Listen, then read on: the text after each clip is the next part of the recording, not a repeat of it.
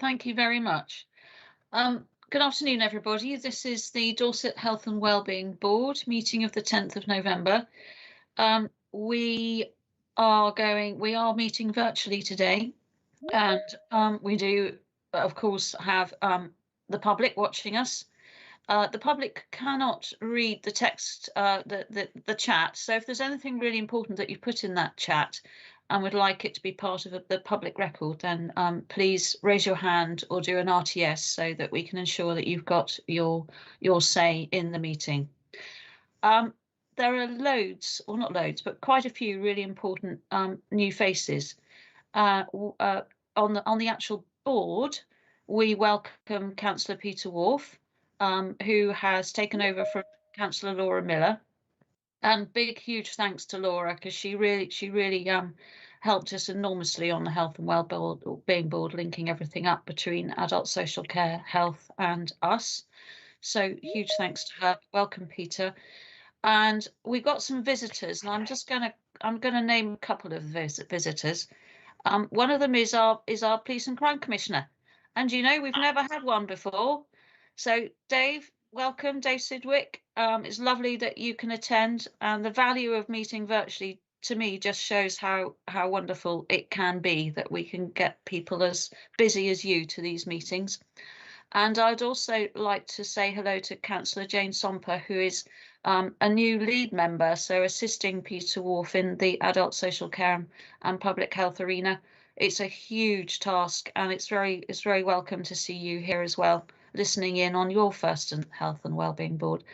Have I missed anyone else? I know there are some others here who are not necessarily coming on the into the gallery, but to all of those listening out there, thanks for being here.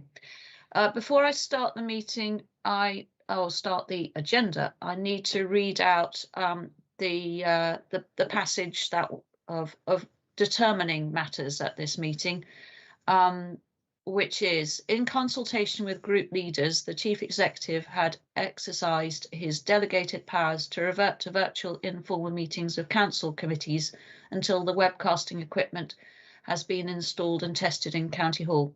Members were advised that as a decision was required, the appropriate corporate director would be the responsible individual to make the decision, whilst considering the views expressed by the wider committee membership. The reports on today's agendas are for review by the board, to seek comments from the board and support for the direction of future work, and also provide the board with information to determine if any additional areas should be added to the forward plan for further review. And the Dorset Health and Wellbeing Board falls under the category of a council committee, even though it is a partnership of all lots of public sector bodies and the voluntary sector, because the constitutional makeup of the board falls under Dorset Council. And as such, I'm really grateful that the Chief Executive of Dorset Council is here today, since in effect it's Matt's responsibility, even though at the moment he is viewing on from a non-board member position. Right, I will now move on to the apologies. On my list I have 3, which is Tim Goodson, Dr. Danny Farrell and Scott Chilton. Do we have any others, Fiona? We also have apologies from Vivian Broadhurst. Okay, lovely. All right. Are there any declarations of interest that anyone can see from the agenda at the moment? It's a little bit different because we're actually receiving quite a few presentations today rather than papers, so something might crop up. If it does, please indicate. Next is a public participation. We actually have a question from Anna Webb, which is really lovely to see. So I'm going to read out the question because it's very brief, and then hand over to Sam, who has considered the answer along with Councillor Laura Miller, because part of that follows her cabinet role. So the question from Anna is, having read the submission of the GP referral scheme members, we would like to know your proposals for keeping this vitally needed service, either at this venue, which she's talking about the QE Leisure Centre, or a similar site. and there is two responses coming from Sam. One's a little bit more holistic, which is really what the Health and Wellbeing Board do, and then another from Councillor Miller. So over to you, Sam. Thank you, Rebecca. So the response from the Director of Public Health is that we welcome the question. We thank you for the question to the Health and Wellbeing Board. It obviously raises a specific issue relating to the provision of exercise referral schemes at the QE2 Leisure Centre, and the board isn't able to comment on this type of provision. We understand a response has been provided from Dorset Council that highlights the ongoing consultation around the future of leisure provision, and I'll pick up on that response after the following couple of paragraphs. From the board's perspective, the Health and Wellbeing Board fully recognises the importance of physical activity, especially connecting people with opportunities to exercise outdoors. It's a priority within our local strategy to promote healthy lives, and the current focus of effort in our strategy is on promoting physical activity. The board has supported work in Dorset through the Prevention at Scale programme to improve the number of people able to access outdoor physical activity opportunities through interventions like the GP Natural Health Service, Stepping into Nature and active ageing programmes. All of these have been running for the past few years and have supported thousands of people. While exercise referral schemes may benefit some people, they cannot be provided at the scale required, given the number of people who could really benefit from being more physically active. So that's the end of the response from the Director of Public Health. I'm now going to read out the response from the portfolio holder for Customer and Community Services, Councillor Laura Miller. Thank you for your question and your representation on behalf of those attending the GP referral scheme at QE Leisure Centre. We are hoping that the consultation will enable us to better understand the potential impacts if we were to withdraw from the management arrangement at the centre, and if necessary, consider how we could best respond to the concerns raised by users such as yourselves.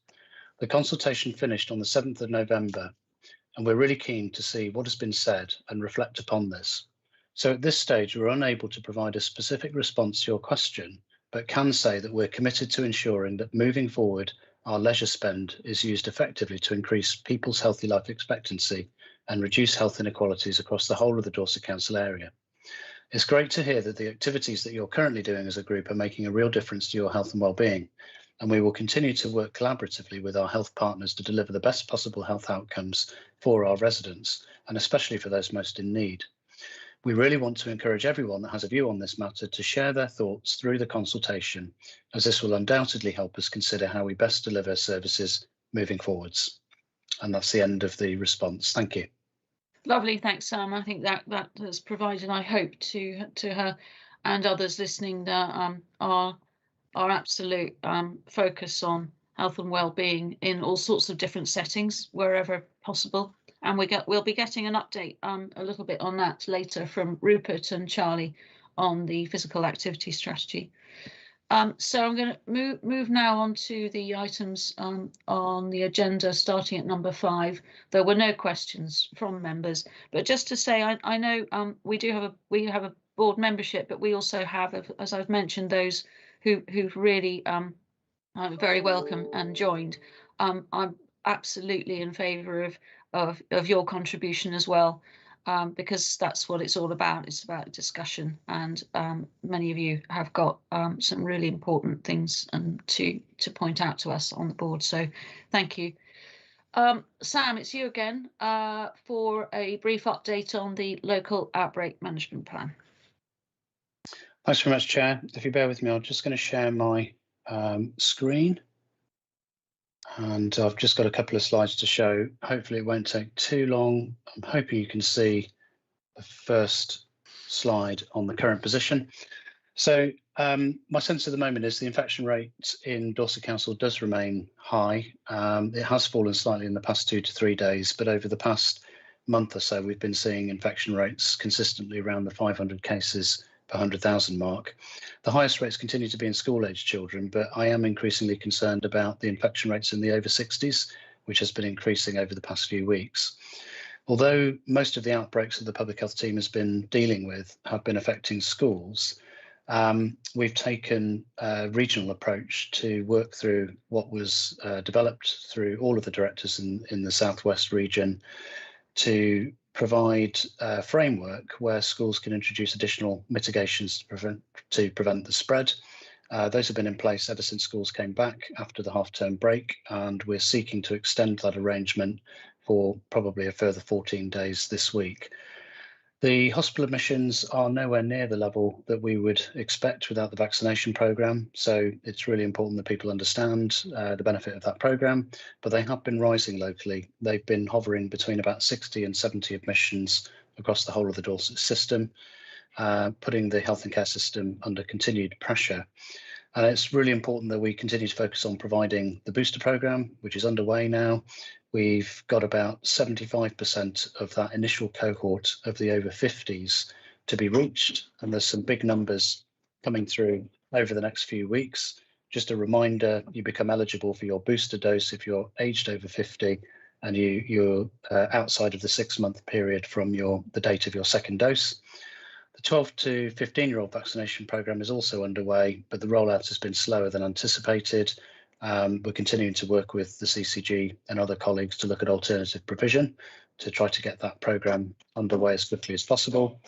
And at the moment, the main focus of our communications is about trying to help people understand that their personal risk may have been raised because of the current high infection rate, emphasising the importance of ventilation, particularly in the winter period, advertising those opportunities to make sure that people are fully vaccinated, and continuing to remind people of the importance of testing.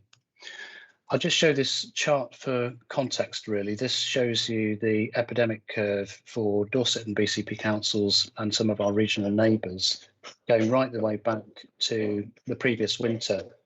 You can see Dorset in the sort of dark orange line has experienced higher infection rates in the past few weeks than at any previous time since we started routinely measuring those positive tests through PCR testing.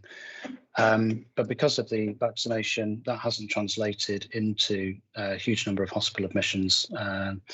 The rates currently for the last 7-day period for which we have data show 460 cases per 100,000 for Dorset Council, 488 for BCP.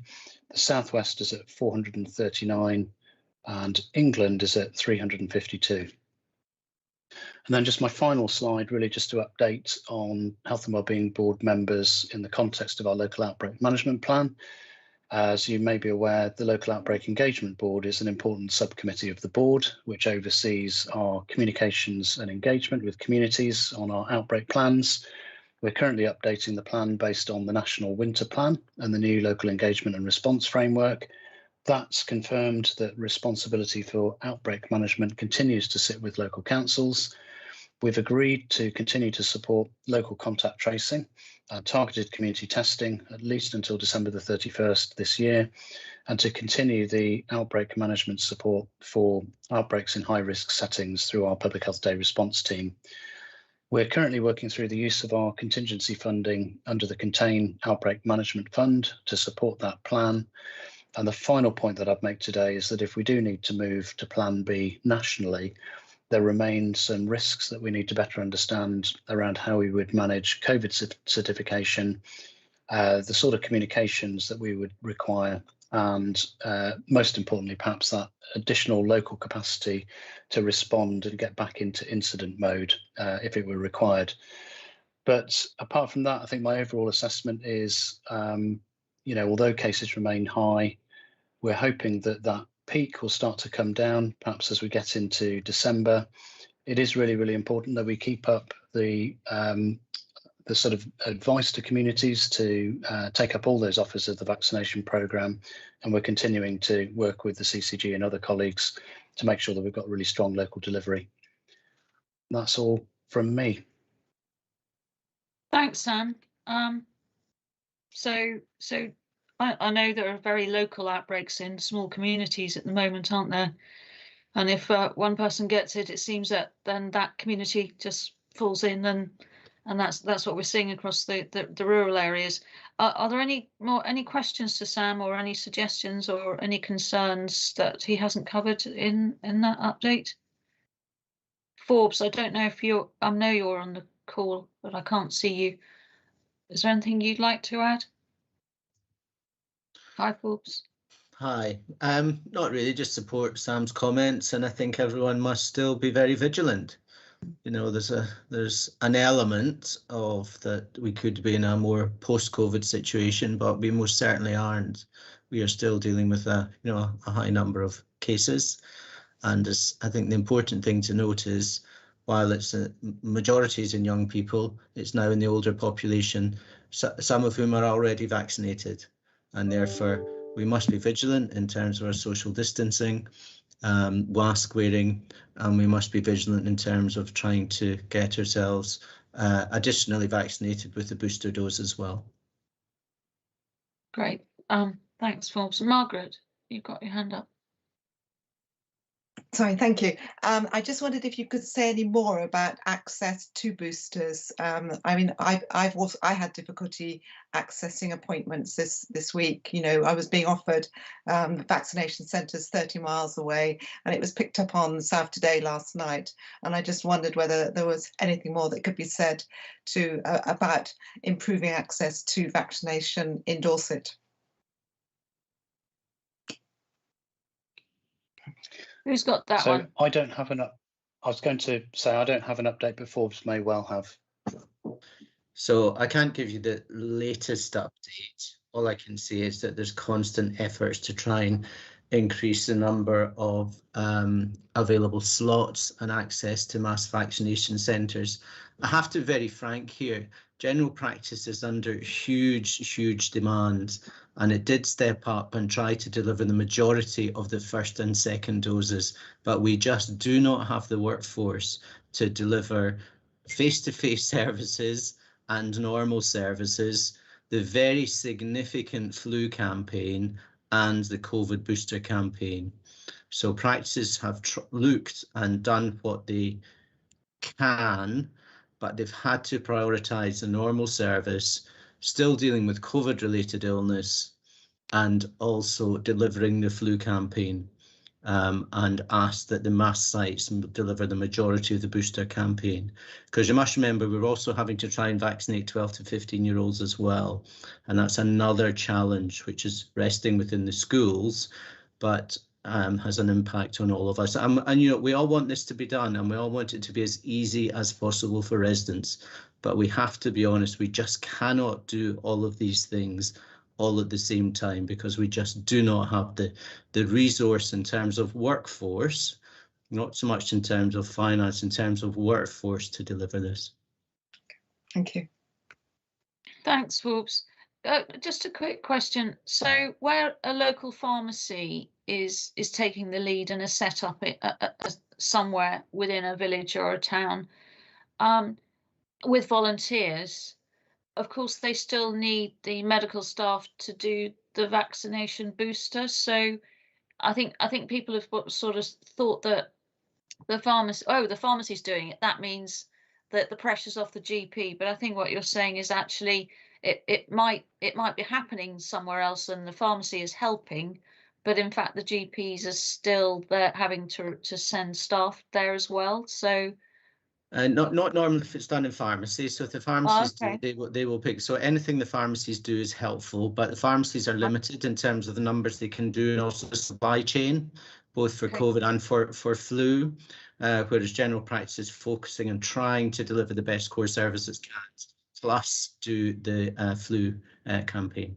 Okay, thank you. It's just maybe that's a comms for the public, because I mean, if I was a little bit confused, so maybe we'll pick that up with Kirsty. Patricia, did you want to say something?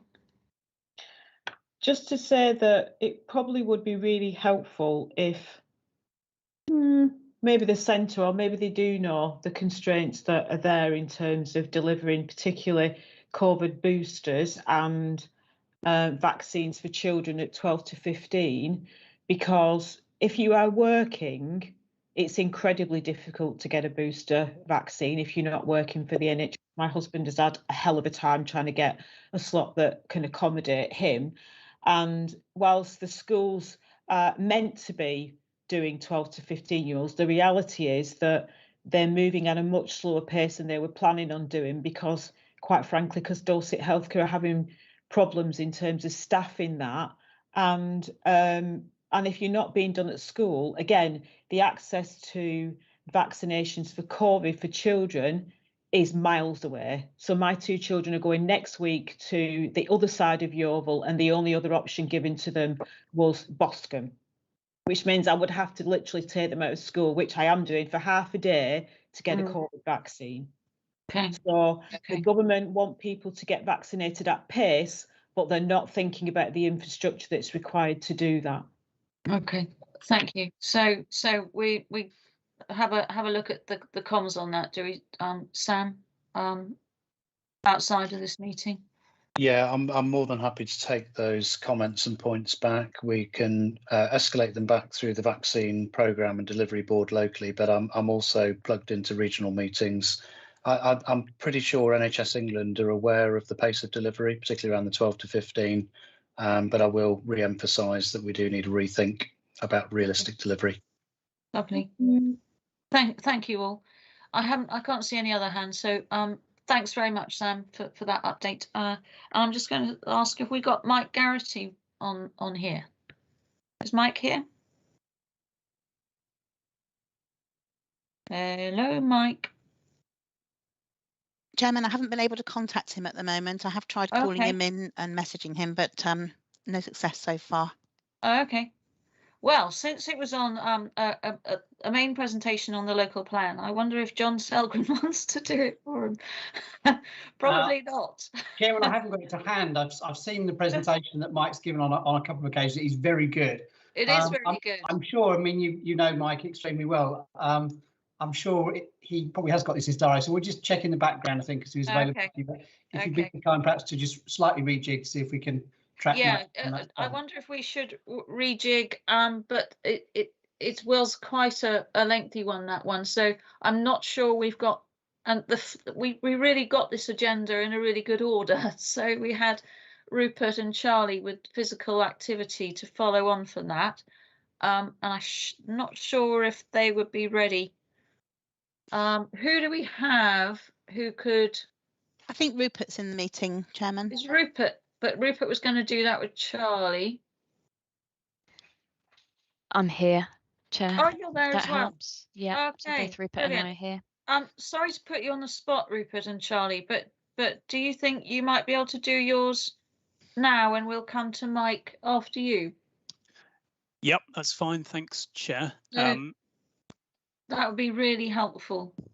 Okay. If you bear with us for a moment, I will just share my screen.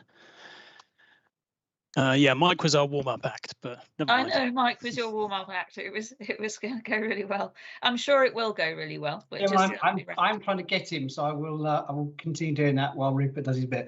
Lovely, thanks, John. Okay, hopefully you can see our first slide on the screen. Yep. Brilliant, super. It's lagging a little bit for me. There we go. Brilliant. Yeah, so hello everyone, and thank you for giving us the opportunity to come speak to the board again. I'm Rupert from the team at Public Health Dorset, and I'm joined by Charlie Coward, Deputy Chief Exec at Active Dorset. And we thought we'd follow the format that we've used before. So we'll do three things. We'll recap very quickly on what we've done so far around this area of work. And then we thought we would concentrate on what we're focusing on at the moment and where we think some of the kind of key opportunities for increasing movement in daily life are for the board that are sitting on the very near horizon. And then we'll conclude with asking for the board's thoughts on how you can help. Before we dive in to that, there's a couple of kind of national headlines that we thought would be worth sharing with the board.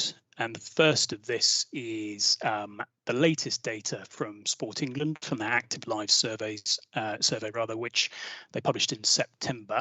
And this is for the period May 2020 to May 2021. And I think it'll be a familiar story for the board. The key message is that activity levels for adults in Dorset are holding pretty steady, but we've still got a significant number of us who fall in that inactive category. So 20.9% of adults across this is Dorset Council area who don't do at least 30 minutes of activity per week. And then hidden in that are also the inequalities that we know about and we've spoken about before. So we know that people from ethnic minority backgrounds, older people, women are less likely to be active, as are people living in our more deprived communities in Dorset. So we can segment the data for the period November 19 to November 2020 by deprivation in Dorset, and what that seems to show is that 38% of adults in Dorset's most deprived areas are doing 30 minutes or rather less than 30 minutes activity per week, and that compares to just 20% of adults in our least deprived areas. We don't yet have data for children and young people for the same period. That should be released pretty soon, but we thought it was worth highlighting quickly again what we've shared with the board before, that a significant number of our children in Dorset, so those children and young people aged under 16, who are less active, managing less than 30 minutes activity per day, we've still got a significant number, so 23.5%. In the latest school year, Sport England have data for. Then this slide is a little reminder of what we've done over the past 12 months. So online consultation, workshops, the tools that we've used to produce the insights that we shared with the board last time. And from that, we've been steered by stakeholders into or towards where they consider the key priorities are for tackling inactivity in Dorset. And we're going to look at those in a moment, but there was one more thing that we wanted to flag for the board's interest, which was that in August, Public Health England, as they were then, carried out a review of government's Everybody Active framework for increasing physical activity. And there's quite a lot in the review. It's worth a look. But what we wanted we wanted to highlight to the board is that it focuses really on what's working well and what to continue with at a national level.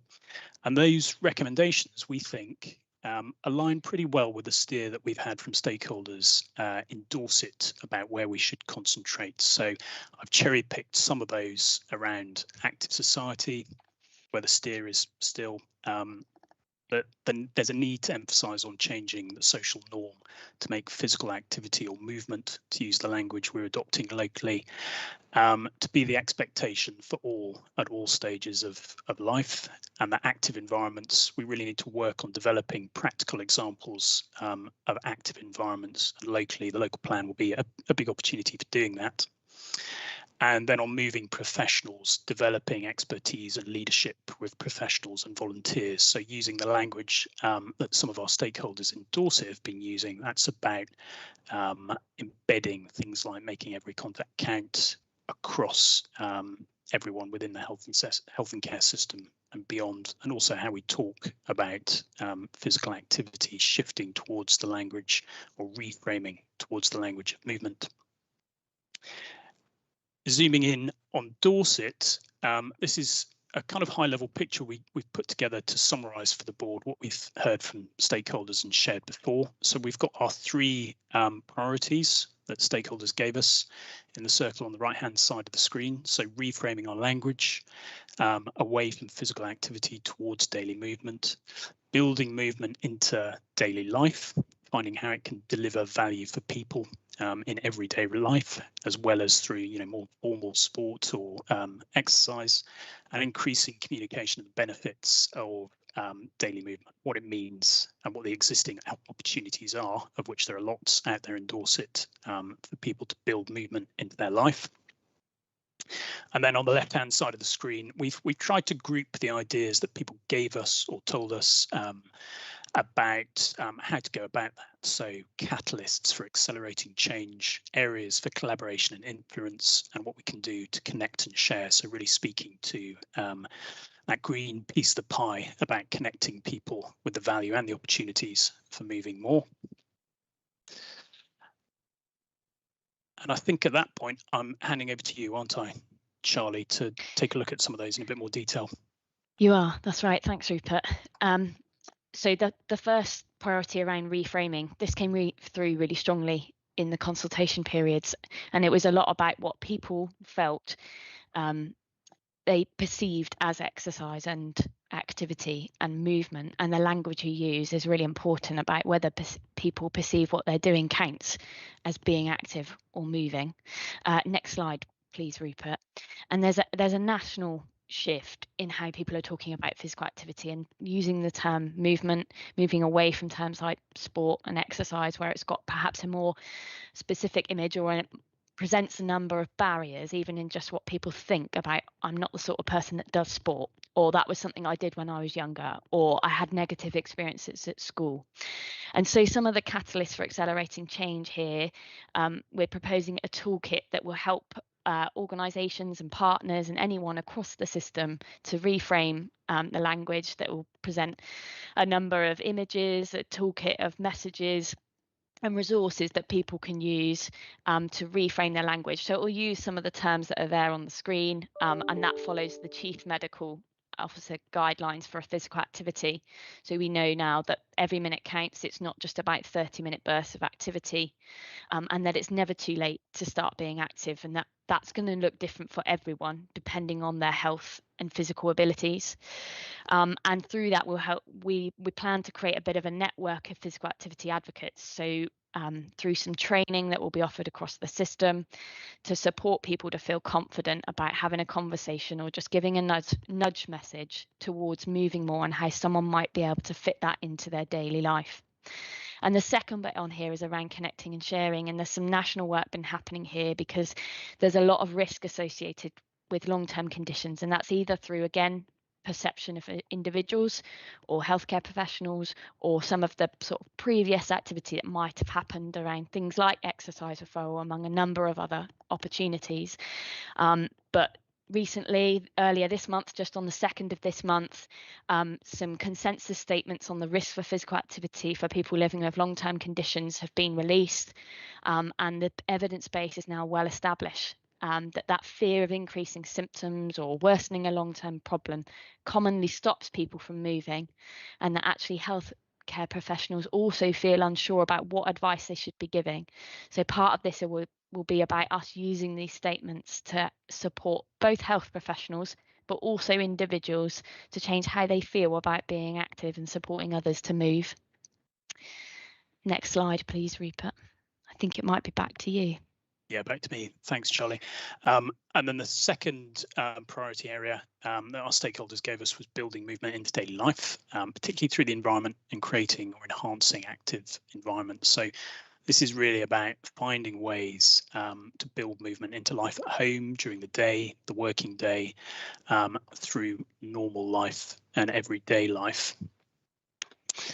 And we've got a few areas that we wanted to highlight to the board. So first on the top of the list, the new local plan. There's definitely Mike's areas of expertise, but we think it offers a real opportunity, and it will really lock in for communities how much movement they do and can do through the development, through the location of development and the design of development.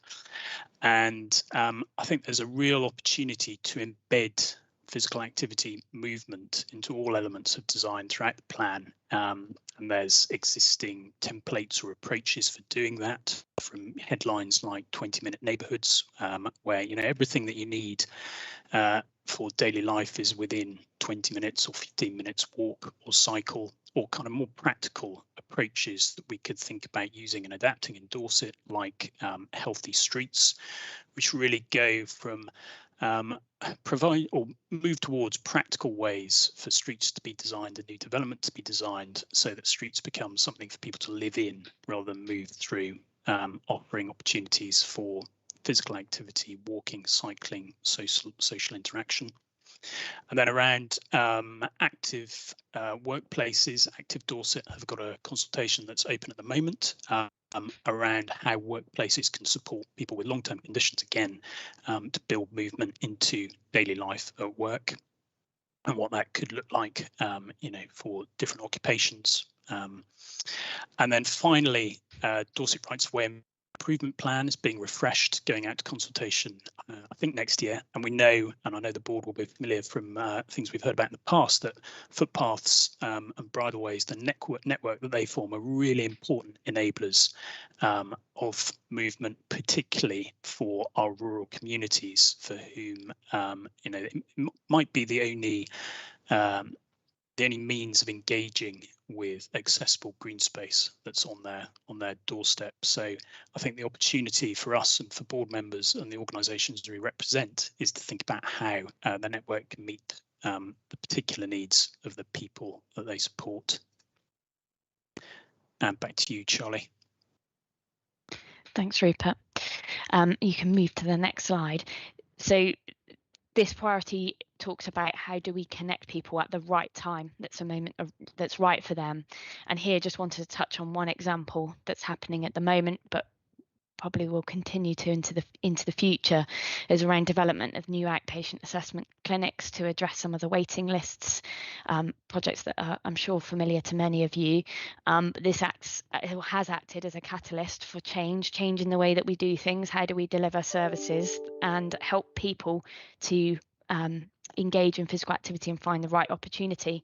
So both Live Well and Active Dorset have been involved in the development of these clinics and centres, and are part of, you can see in some of the images there, part of the flow of patients through those centres, about encouraging them to think about their lifestyle, their role in their health and care, and how can we support them to connect them to wider services offered by Live Well, but also the wider voluntary community social prescribing services that are available across the county. And hopefully that comes at a right time for them. So that teachable moment where they're talking with a health professional, perhaps having a diagnosis or pre-op assessment or receiving some physio, and we can give a nudge towards a healthier behaviour and support them to access the right support and services. But most importantly, amplify that support and service for those who need it most, who find it more difficult and have increased barriers to moving and being active. Next slide, please, Rupert. So these are just the final couple of slides here. So I guess coming here today, we're asking for your help with a number of things. So helping us to bring the strategy to life. I think when we set about this, I remember having a conversation with Sam that we didn't want this just to be another strategy, another document that sits on the shelf. We really want condensing it into these 3 simple priorities for partners, for all of you here, for organisations across Dorset, to understand how you can utilise these priorities. What does it mean for you in your role? Where are the opportunities to embed physical activity, movement, support people to move more in what you do and the decisions you make and the services that you all offer and design? Continuing to be advocates for movement. I know many of you are here, but it is about how we talk about it, the language we use, how often we talk about it. It then becomes important to others and changes the culture across Dorset to embrace moving is something that's important in everything that we do. And also to ask today if there's anything that you feel we've missed. Is there something there that's not resonating with you, or something that you think we've overlooked that you'd like us to think about before we launch and publish the strategy in its final form? And I think that's it. That's all from us, isn't it, Rupert? Yep. Yeah. Thank you, Charlie. Thanks both, and spot on timing. But we will get a few questions. I see that Simon's there, and he's from representing the voluntary sector today. Thank you so much for the asks. It's always good to have asks, and I think one of the challenges back to all the board members here is we're going to ask you to bring back how you've embedded any of this in your organisations by next March, which is the next board meeting. It would be really good to see how it's been used. That would be fantastic. But over to Simon, because your sector is going to be really key for this, right on the front line. You're on mute, Simon. There we go. Should be off now. So thank you ever so much. And yeah, it's Simon from Dorset Community Action, representing the voluntary sector. And first of all, just really want to say how appreciated the language and some of the strategies are that we've just seen outlined. One thing that occurred to me through experience and engagement with some of the communities is there an underrepresented sector demographic in terms of those that are a little bit less mobile, a little bit infirm, and perhaps have real mobility issues. So I'm thinking about people that would use rollators or walking sticks and things like that. And then I'm thinking about some of the impairments that they may have, which are very, very different to somebody wanting to do, say, couch to 5K and wanting somewhere good to run, such as a pavement that doesn't have a refuse bin left over it. You know, I've come across an elderly gentleman that wasn't able to complete his walk because there was a refuse bin left on the pavement, or a hedge that's overgrown and narrowed the pavement, makes it very difficult, or an overly sloping access that makes that elderly people feel unbalanced and uncertain on, and just worry about this. Some of these things are really easy to remedy, of course, and I just wonder what the thinking is about that demographic, and is it something that we're missing, or is it elsewhere in the plan?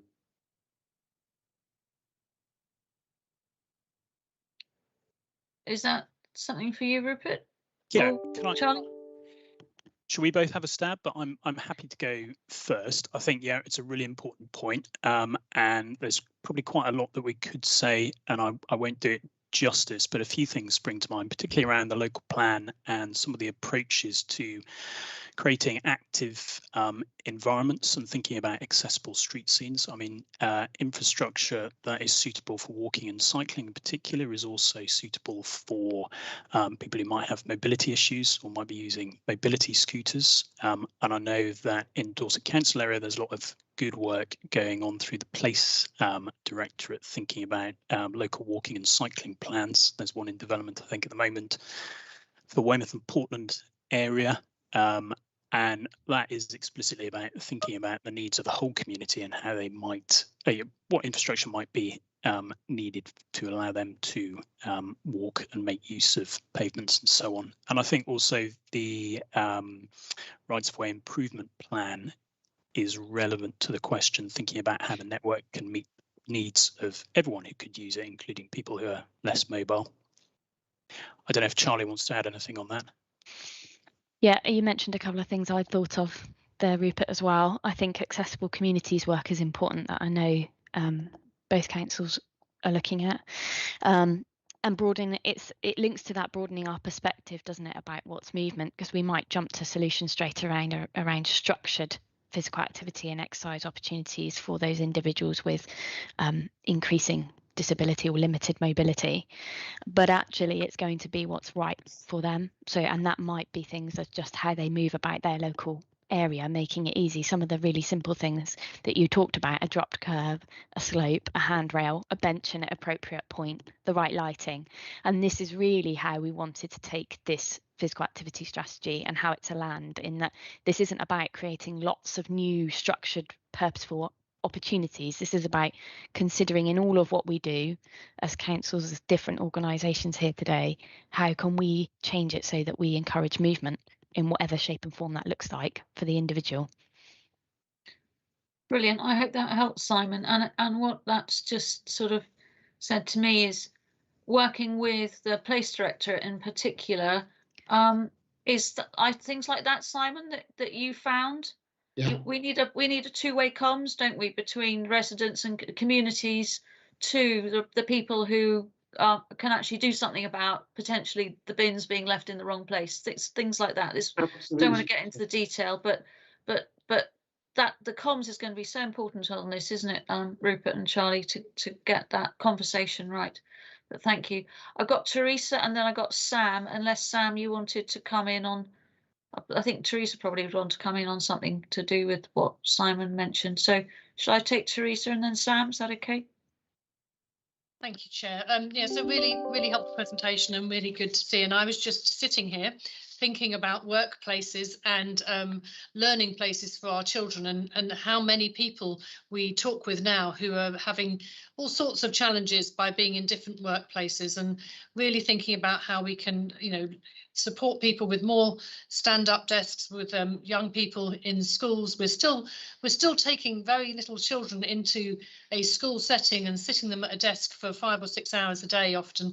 There's a real chance, I think, for us to think about how we spend most of our time in a seated position that isn't really what the human body is designed for. So I think if we can also, in terms of that move, really be thinking about how we work with workplaces to really embed that. That'd be really helpful.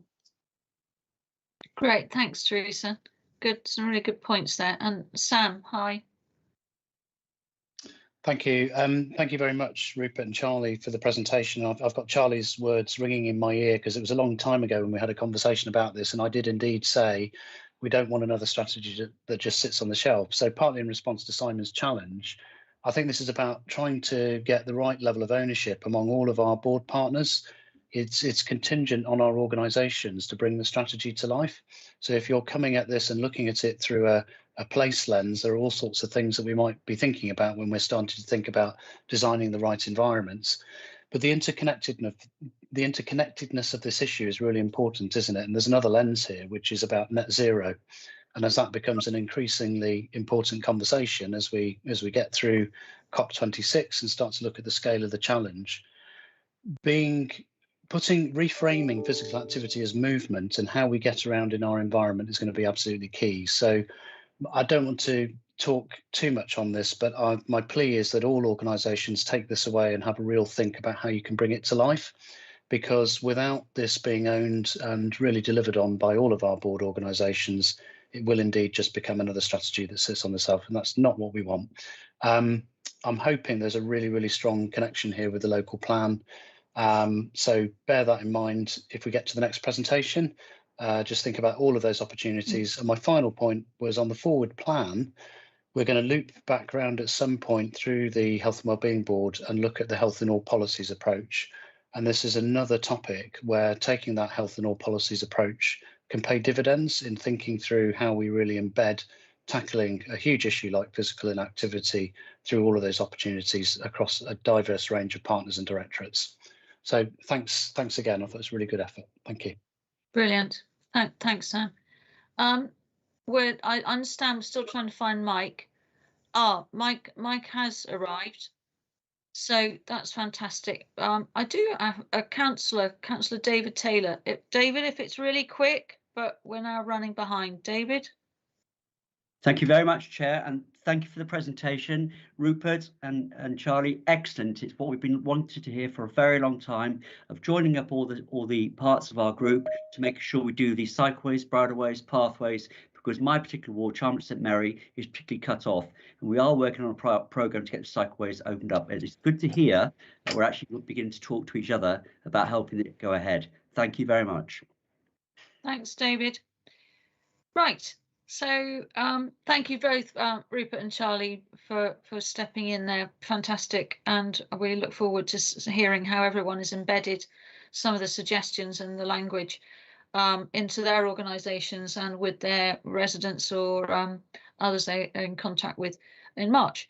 So, Mike, are you ready? Yes. Brilliant. Thank you. I'm really sorry about that. I don't know if you were waiting. I've had a bit of a disaster with I'm not sure whether it was internet. I just couldn't get into the system. So I've managed to reboot everything and get back in. Brilliant. Lovely. Okay. Over to you, Mike. Do you want me to share my screen? Would that be okay? Yeah, of course. I know you've got a really good presentation for us. And actually the warm-up of Rupert and Charlie's probably worked really well. Good, yeah. Thank you. Can you see my screen okay? You can see it, Mike. You just might flick it over to presentation view. Yeah, that's fine.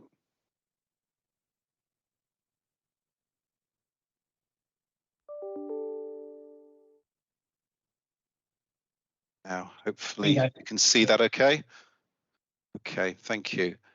Yeah, so I've come to talk about the local plan, which is still in its sort of gestation period, really. We're still in the process of preparing it. It's quite an ambitious plan because it's the first council-wide local plan that Dorset, as a new authority, has actually put together. And part of this process has involved having to consider the legacy parts of the authority, what policies they already had in place, reviewing those and coming up with a new evidence base for what the challenges are that are facing Dorset. So I'll give you a quick recap of that and put into context how health fits within this agenda and well-being generally as far as the local plan is concerned. So just to go back a little bit, we carried out a consultation on the local plan back in January, which went through to March. And because of the pandemic, which apt that we're talking about pandemic with health and well-being in mind, we had to do so much of our consultation through, I suppose, through more innovative ways involving online, electronic means, webinars, and all sorts of different things. Now, that also meant that we tried to push out things such as the use of social media a lot more and try and engage with a wider range of the population. And we did receive a bit of criticism, I think, from those that possibly are used to a more traditional form of consultation. But actually, from our point of view, the results have proved that we've actually engaged probably with a much larger population and cross-section than otherwise we might have done. So we actually did have quite a few things, such as planning surgeries online. We showed our webinars. We had 100+ attendees at some of our webinars that we were running, which is much more than we ever would have done in a physical room. And I think that's proved to be quite successful for us.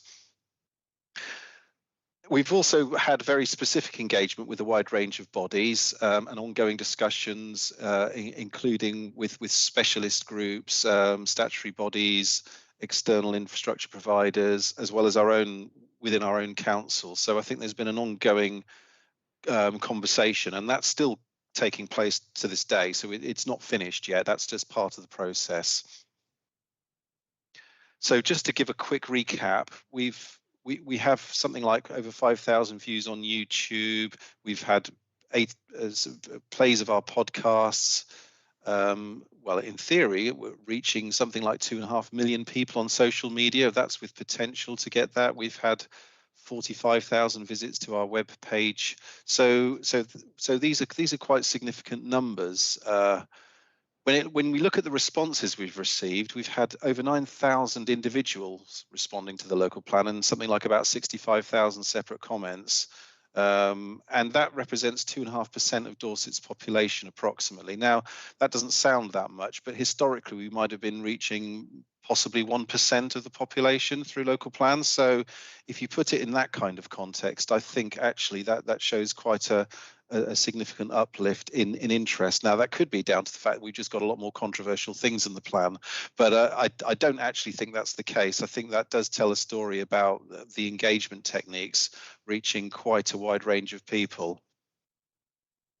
And so therefore we can see as well that we actually have been involved in a lot of consultation with the town and parish councils, as well as agents and owners of sites. Now, the age of respondents, historically, we have always had a sort of higher age profile of the respondents to local plan consultations, but we are really seeing some creeping up of the age groups as well in some of those earlier age groups as well. And I think there's still more to be done there.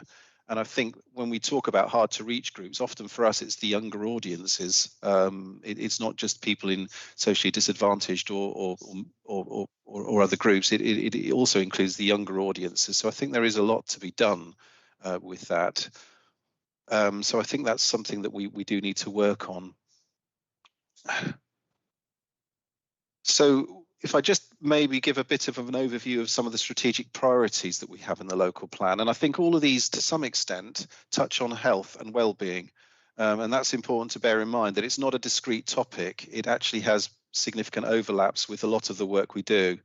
That includes the climate and ecological emergency, economic growth, unique environment, suitable housing, strong healthy communities, and staying safe and well. And I'll touch on some of these to a degree in the presentation. So if I take the spatial strategy about what we're trying to do as far as some of the headline things are concerned and the traditional things that people think of as what local plans do, housing is quite clearly quite a significant aspect of the work of the local plan. And the plan is looking at the period between 2021 and 2038 and bringing forward something like about 30,000, just over 30,000 dwellings in that time, which is about 1,800 per annum. as well as 130 odd hectares of employment land for the more traditional employment sectors. That wouldn't include sectors such as retail, town centre uses. That would be more the traditional industrial manufacturing, warehousing, light industry, those kinds of uses.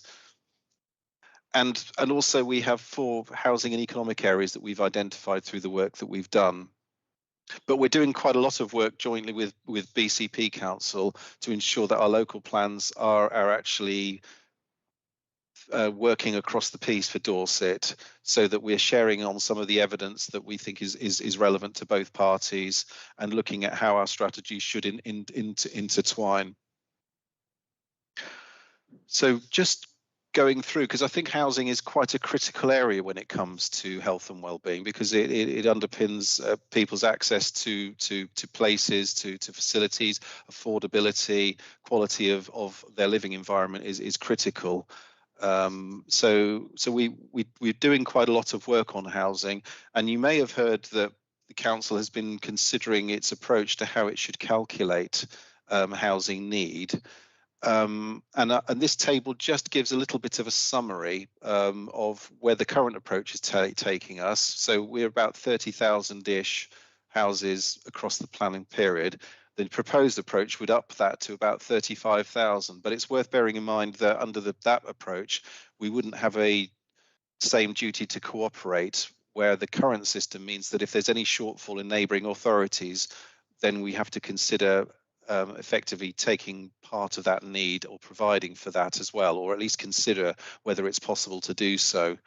So in overall terms, I suspect that the quantum of housing that we need to provide will not be that dissimilar, whichever approach we take for Dorset. So we need between 130 and 150 hectares of employment land, and that's equivalent to around 21,000 jobs. So prosperity is a key part of this. It's not just about housing, it's also about providing space for jobs and the kind of jobs that are going to create prosperity. Things that we need to take account of as well, which include the effect of COVID, changes in working patterns that we're experiencing as a council ourselves, let alone businesses outside, changes to the use classes order and how that might affect things, implications of Brexit in terms of economic growth and changes there that might take place, as well as things like migration levels. So these are all factors that have an element of uncertainty about that we're sort of work in progress nationally, not just for the local plan area. So to give a context of the housing market areas that we're actually looking at, these are the economic and housing areas that we're talking about. And this is a very crude diagram, but it's just to illustrate the point that there are 4 broad functioning market areas that we can sort of relate to in Dorset. One focused largely around the conurbation of southeast Dorset and its hinterland areas. Then you have the Dorset to Weymouth corridor. Then further west towards Lyme Regis and the Devon border, and then the northern strip around the A303 going into Wiltshire and Somerset. So each of those has different implications in terms of things like housing pressures, housing needs, economic growth potential. And to give an illustration of that, if we look at housing need and affordability, you can see that for Dorset Council, the ratio of affordability, that's basically house price to income ratio, is 9.84, which is quite significant. So we are one of the sort of worst areas in the country, if you want to put it that way, as far as the gap between income and affordability of housing. BCP is not far behind, but they're a little bit lower than us. But interestingly, for Dorset, there is quite a range depending on where you happen to live in Dorset, and it ranges from around the ratio from about 8 up to about 13. So there are differences, and for that reason, the local plan looks at different zones for where we might provide a requirement for our affordability to match that, so that we would expect slightly different rates of affordable housing delivery depending on which particular market area you happen to fall in within those 3 zones. The other thing about housing that is important is that we have to obviously think about the needs of different groups and specific groups, families with children, older people, students, people with disabilities, service families, travellers, those who wish to rent, those who wish to build or commission their own home, and this brings with it all sorts of other needs and issues that we have to address. And part of the equation of this is when we're looking at older people as well, is also the resilience of the housing to actually adapt to changing needs of people as they grow older, because that actually has some really important benefits in terms of helping people live independent lives for longer, and reduces pressures elsewhere on health services and the like. So those are all things that we need evidence on, and we need to actually understand as to how we can assist as far as the planning provision is concerned.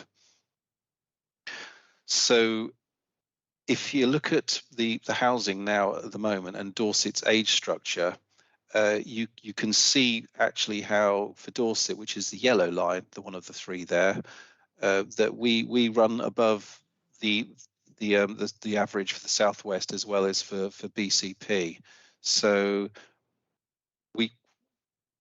we also see that our population has been affected by internal migration, people moving from elsewhere into the Dorset area.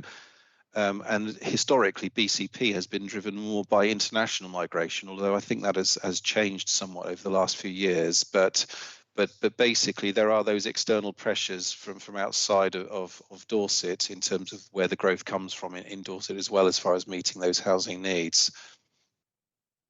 But the graph also shows how the peak, if you look at the pinpoint there, the pyramid, it's the age group from 60 through to about 80 roughly is where we're seeing that the highest peak as far as housing is or population is concerned. So if we think that we're actually providing something like about 30,000 new homes in Dorset, that compares with around just under 200,000 as of 2021 of existing homes within Dorset. And we have a higher percentage of detached dwellings and fewer flats than BCP and nationally, which partly I think reflects the rural nature of a lot of Dorset as well, rather than it being a predominantly urban area. There are a lot of market towns and smaller settlements. And again, just to illustrate the point of affordability, if you look at median house prices there, you can see that Dorset, we are higher than the national, the Southwest and the BCP average as far as median house prices are concerned. Is now joining. So just to give you a little bit of a definition for affordable housing, it does have a planning definition. So it's housing for sale or rent, or those whose needs are not met by the market, including housing that provides a subsidised route to home ownership and is for essential local workers, and which complies with one or more of the following definitions. So it includes affordable housing, starter homes, discount market sale housing, and other affordable routes. So it's quite a wide variety there. And this illustrates the point about the discrepancies, I suppose, between incomes and house prices, in that around a quarter of households have an income of below 20,000 in the Dorset area. That's which is, and obviously income has got to be a potential barrier to accessibility to housing. And that table there just illustrates that to some extent as far as incomes are concerned. If you compare with BCP and Dorset.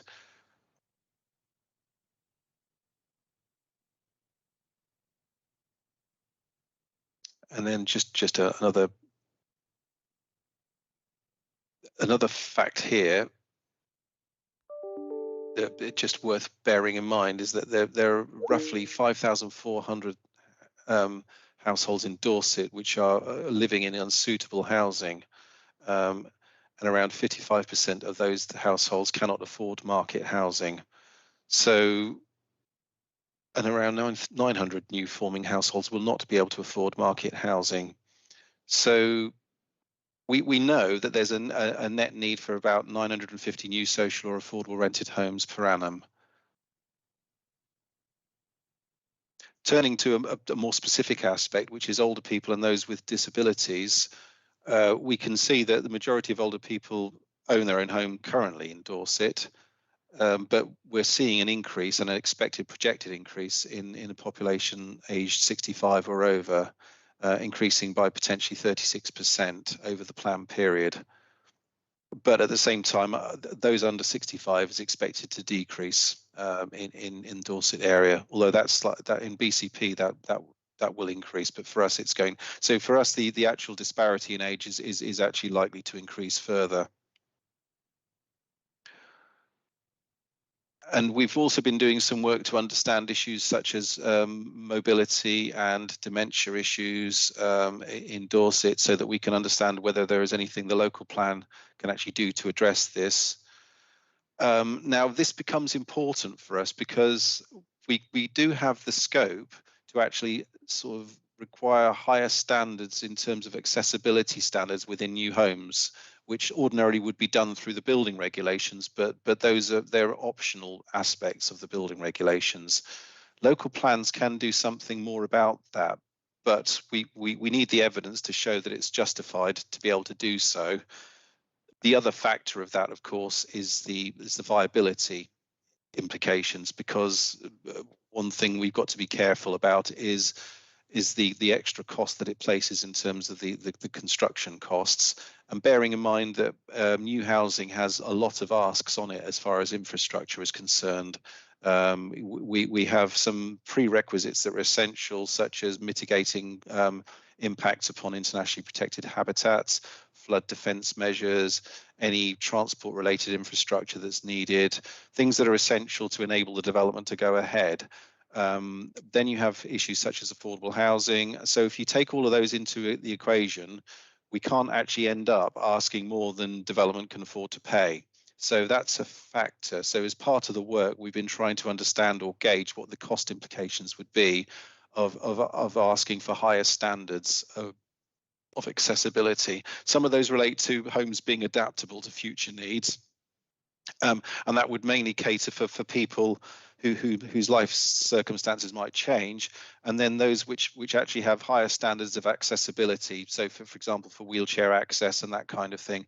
And as this table shows, you can see, if we take the 3-bed semi as an example, that as each of the standards goes up, then the costs of that starts to become much more significant. So some of the lighter touch accessibility standards are actually relatively small costs, around £500. But once you start getting them to higher adaptability standards, then that pushes it up by about 10,000, and then fully accessible standards up to 22,000. So that's quite a significant cost. And depending on viability of schemes and other infrastructure requirements, that's a balance that we've got to get right. But one thing we can probably say within reasonable degree of certainty is that the lighter touch accessibility standards is something that could quite reasonably be asked for, and that would at least go some way towards meeting better standards. So we also know that there is quite a high need relatively for support and care amongst the population. And that some form of assistance, including those for nursing bed spaces. So that is something that we've got to take account of as far as the plan is concerned, and make sure that we're actually making provision for that as much as we possibly can. So we're reckoning that something like 4,400 homes with support or care, a need for around 2,800 odd nursing bed spaces in the plan area. And again, affordable support and care, viability and practical difficulties on market-led sites is an issue there. So just to give a quick summary, there's a quick bullet list here of some of the issues that we're trying to deal with here. So we have to meet our housing needs, and that's the national methodology. That's the approach that we have to take. And actually, when you look at the affordability issue, then there is quite clearly a need for new homes in Dorset, and we have to really be targeting the affordability gap as much as we can. We're also conscious of the ageing population, and that the cost of housing in Dorset relatively is expensive, but at the same time, incomes are not necessarily as high as other parts of the country. So a need for affordable housing is really high. First homes and other home ownership products really are going to be important. We also, I think, have to be conscious of the different geographical areas and what some of the economic drivers are for house prices and demand for housing as well. And as well as the mix and type of housing that we're going to be providing. We can see from the evidence that accessible and adaptable homes are going to be required, and equally for some provision for the higher standards of wheelchair accessible housing.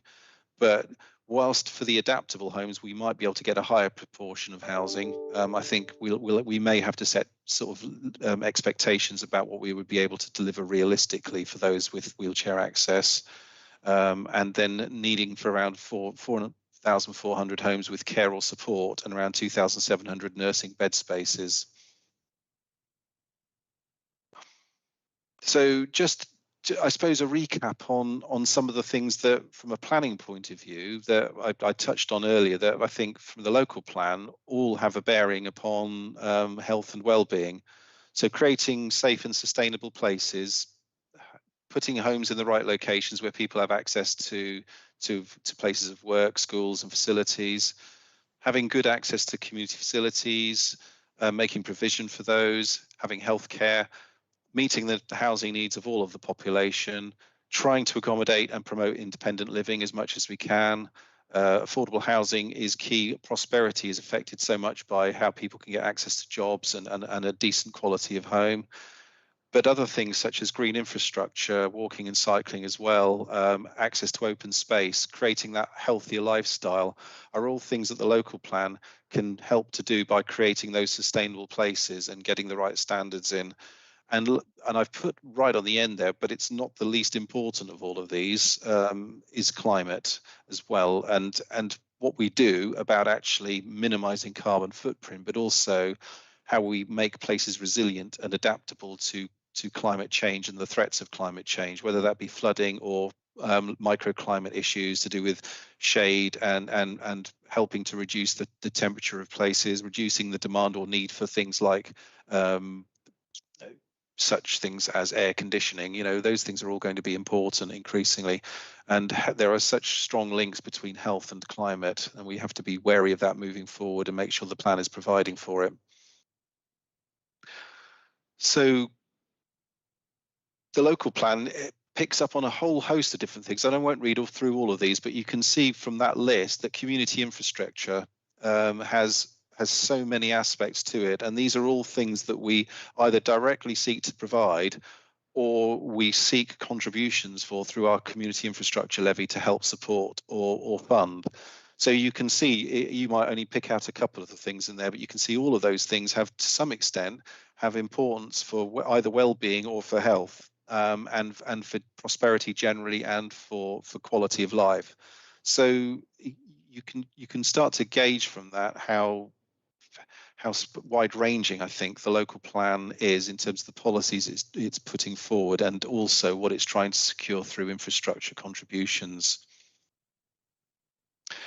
And just to consolidate that into some of the policies that we've actually proposed in the plan, we have those that cover things like making sure new development makes a suitable provision for community infrastructure, local community buildings and structures, retention of community buildings, recreation and sport, open space. We also have a policy proposal about hot food takeaways, which actually is starting to identify some of the perceptions or risks of having certain establishments close to schools picking up on some of the health related issues, and some of that has come out of discussions with health colleagues. So that's something that we want to sort of take through, and we may need to refine that policy or think about how it works, but I think the principle of it is starting to recognize that actually how we create our places and how they relate to schools and everything else can have a bearing upon health and life choices. And things such as the provision of education and training facilities. This is helping to build prosperity, access to education, skills development. All of those can be really important to actually prosperity and future of opportunity for young people as well. Carrying on with this, we have safe, efficient and low carbon transport, looking to promote things like cycle parking and for parking for people with impaired mobility. Also picking up on the growing need for infrastructure for electric and other low emission vehicles and low carbon and renewable energy development. One of the things that we will also be having to think about is how our policies are going to influence future choices and perceptions about how things are changing. And I would take an example of, say, something like wind turbines, which current government policy tends to resist on onshore wind turbines. There's options to make use of that in the wider context, but actually, I think the public perception about turbines and solar and renewables is starting to change as well, because people are starting to really recognize the significant threat of climate change. That has a whole host of other implications for how we plan places in a sustainable way. So I think these are things that are going to influence and be part of the debate for planning as we move forward. Something else the local plan is flagging up, which work is starting on in terms of gathering evidence, is about the potential for or possibility for looking for new communities and how we might move forward beyond this local plan period, because new communities do take some time to plan for.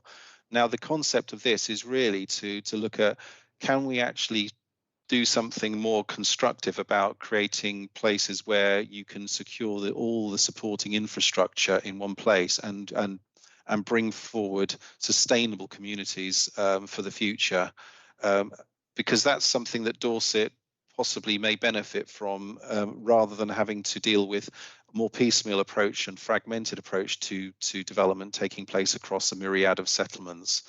So we're starting to explore that and flag up the prospects of that in our current local plan, knowing that actually a lot of the delivery of this will then run forward into future reviews of the plan. But I think we're starting that process now of looking at how we might move forward and gather the evidence, look at opportunities and test out whether or not there's scope or possibility to deliver that. And part of the wider debate as well has involved our discussion with Building Better Lives team here in Dorset as well, how we actually deliver community and healthcare hubs, how we facilitate that, how we also create those hubs to accommodate the needs of the population, but people that may demand that facility in the future as well.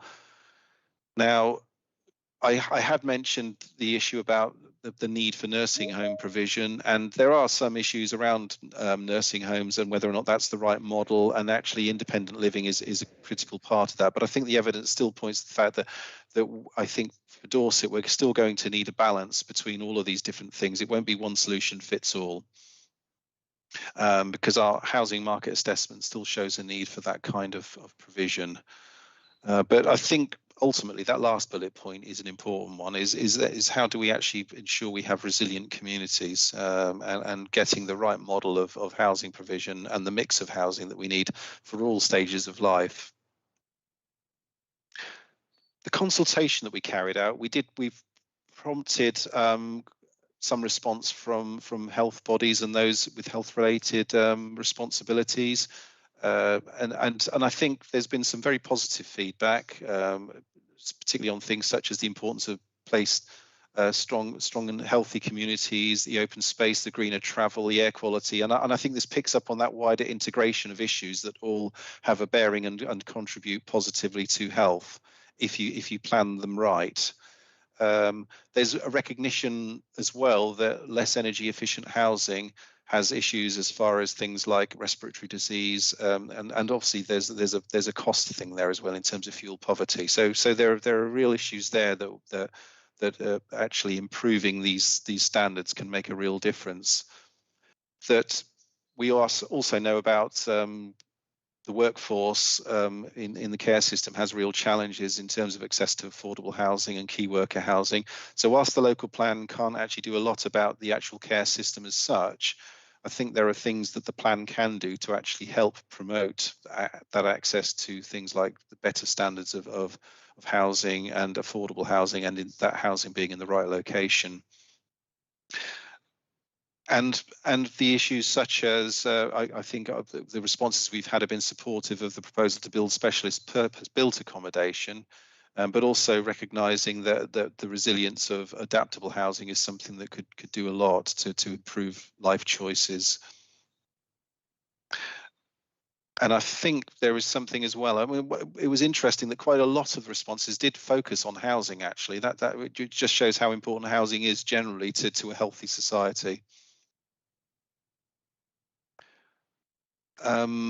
Something else that we've picked up on is that the desire to ensure that investment takes place in primary care networks in key towns across Dorset, seeing them as hubs really to providing that service, things like GP practices and NHS related infrastructure.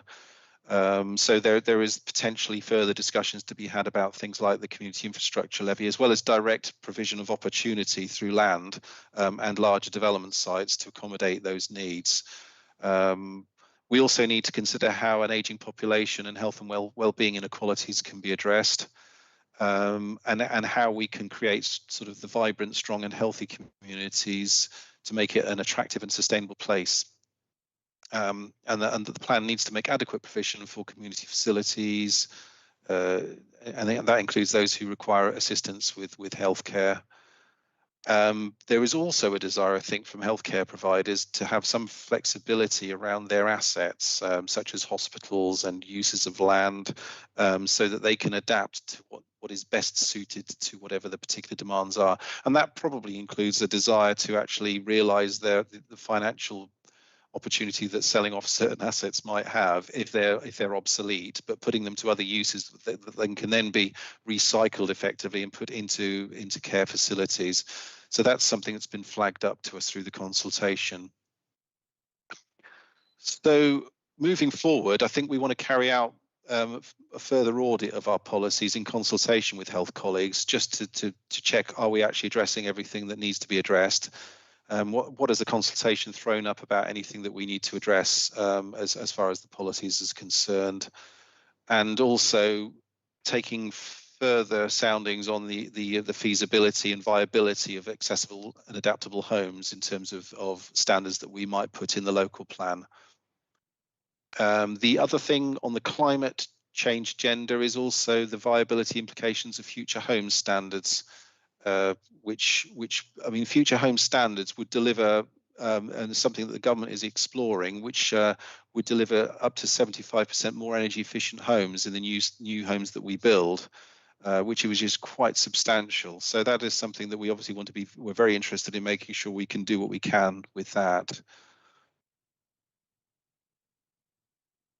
So just looking forward to how the local plan now is carrying forward, we're aiming to, now this potentially is subject to change, but provisionally our target is to move forward to get to pre-submission consultation on the local plan by May of next year, with a view to submitting the plan in October of 2022. The overall intention is to have the plan adopted in 2023. So we've got, it sounds like a reasonable amount of time, but we've still got various strands of evidence that we need to gather, and it takes some time to pull all of that together. So this is still quite an ambitious time frame for actually bringing the plan forward. We are in the process as well of carrying out some more targeted engagement with elected members in Dorset as well. Focusing on some of the areas, so that I suppose this is intended to give a flavour of some of the issues as how they relate to those specific areas, as well as some of the broader strategic objectives of the plan. And that gives us an opportunity as well to hear further feedback and comments from members who have actually had a chance to reflect on some of the comments they've received from members of the public and from parish and town councils. So that's taking place at the moment, and we'll be rolling out. And that is everything. So thank you for listening, and I'm quite happy to take any questions if I can. So thank you very much. Mike, thank you. That it is a maze, and there is so much that you need to consider in part of the development of this local plan. But I'm so pleased to see so much of it covered in here. and there's more opportunity for members of this board and others to still feed into your ideas and your debates. I've got a couple of hands up, which are Peter Wolf first, and then I'll come to Patricia. So, Peter. Thank you, Chair, and thank you, Mike. Very interesting presentation. Excuse me. Can you put a copy of it in the chat? Link to a copy of it in the chat bar, because I think it could be useful to the various different partners here to be able to take it away. I want to make a few comments because, as you know, I've got quite a bit of experience on the other side of the fence from a member perspective. It's important that people at this meeting do not think affordable housing is affordable, because it's not. This is a government definition and it doesn't change the basic rules of supply and demand. And we do have a great issue with affordable housing in what I call English terms in this area. And you talked about the sort of the misery index, the relationship between house prices and average wages. And you have areas near me where I can find a retired High Court judge, but I cannot find a plumber, a nurse, any sort of technician, and they have to travel huge distances and they spend a huge amount of time and a lot of stress just getting to work. So more housing is really important, and everybody here, forgive me, you need to take your part in making it happen. We've got a new Secretary of State who said he might change the rules related to the numbers. So when you say we have to meet the numbers, we may not have to, or he may change the rules, or he may change the reliance on looking after other. So we are potentially liable to take any unmet housing needs from BCP, but I think that's likely to go. But all of these are up in the air, and I think the Secretary of State has indicated he is still willing to hear from various organisations. 2 other further points. There is huge opposition to large building projects, which is a real shame, because they're the ones that provide most bang for your buck, and they're the ones that we can make most effort in terms of providing proper green infrastructure and proper ability to address climate change issues and to provide infrastructure in terms of schools, surgeries, etc. And we do those much easier than we do by doing individual pepper potting. So somehow we have to make sure that all of our partners recognise that actually, in general, large green towns, I'll call them, are actually better than a whole series of small pepper potting. And we'll get nursing homes and we'll get cycle lanes and we'll get the ability to improve people's health and well-being much more easily by having larger settlements. Can you finally, Mike, just comment on when the results of the latest consultation will be transmitted? Because as soon as that is transmitted, people can then submit further comments. So it's really important to understand, when are you going to produce your next set of, this is the results from the consultation, which was a much greater response than we thought. This is what we found. These are the actions we're taking. And then there is a further consultation, I believe, where people can comment on your comments. Thank you, Rebecca. I'll just come back on that point. Thank you for that, Councillor Wharf. The consultation, it's in effect, we don't have a formal follow-on consultation to the responses that we will publish, but the door is open in effect at this stage, because we're not in the statutory, I suppose, formal consultation. Once we get to the submission of the plan, the publication stage is where it's critical, because it's limited, and it's limited in statute to a very small window of time for the consultation, 6 weeks.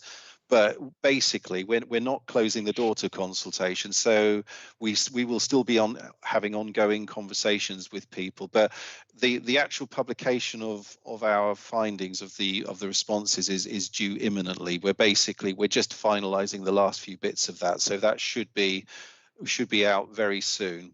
And what that will do is just give people an understanding of all of the issues that were raised, and we will have an initial response to those. But a lot of it is going to come down to us now working through the responses to see if there are critical issues that we need to address and changes we might need to make with the plan.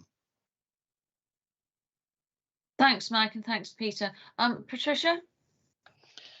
Thanks, Rebecca. I've got quite a long list, I'm afraid, and I'm really pleased to know that I am not the only one that can't find a plumber for love nor money. So you've made me feel much better now. Thank you. I'm beginning to think nobody wanted to do work for me. Few questions. So it's really helpful, like would be really helpful actually to understand a bit more about what the government definition of affordable housing is compared to what some of our lower income families could afford in terms of mortgage, because I think that then gives us a sense of the gap that we're dealing with. Because I say all the time to our people, we're probably talking more about shared ownership than we are outright ownership, because they've no chance of ever owning a home of their own outright because of that gap. So it probably would be helpful for everybody to understand how wide that gap is. The more detailed questions for me are around when you talked about the 950 gap for affordable housing. Does that include our health forecast for how many, what our recruitment plans look like, because we have an ageing workforce? So we're going to be recruiting more and more people from outside of Dorset and outside of the UK who will all need affordable housing. So does that gap include those numbers or not? No, on that, the affordable gap is not. It's usually based on a sort of particular calculation of affordability. So it really just looks at the numbers. It won't necessarily pick up on trends of what, say, recruitment policies are coming for. So actually, as Councillor Wolf rightly pointed out, just because it's affordable housing doesn't automatically mean it will be affordable to some people, which is why what the plan it will be trying to do is offer different forms of access to affordable housing, which might include shared ownership. It might include different rental models, and so that there are all sorts of different ways in which that can be provided. But it's still going to prove difficult for some people to get access to housing, because one of the challenges we always face in planning is that affordable housing is still based upon viability. So, and when you take some housing sites where the costs of actually providing the housing could be quite high, it could, for example, if the remediation costs of the land are expensive, if there are other prerequisites for infrastructure that we have to provide, and there's no way around that, then effectively what's left over, the residual amount may not actually support the entire ask for affordable housing. So you may well get housing sites coming forward with a lower offer of affordable housing than actually what the policy is suggesting should be provided. So I think that always means we're never going to totally address the affordability gap. All we can try and do is maximize what we're able to do and narrow the gap as much as possible. So it doesn't entirely take account of recruitment requirements. It would effectively just be but what we can do is at least understand some of the pressures on affordability based on broader income levels and average house prices, that kind of thing. Okay, so my next question is, you talked about the environmentally friendly targets, but have we considered asking new developers to build properties that are actually carbon neutral?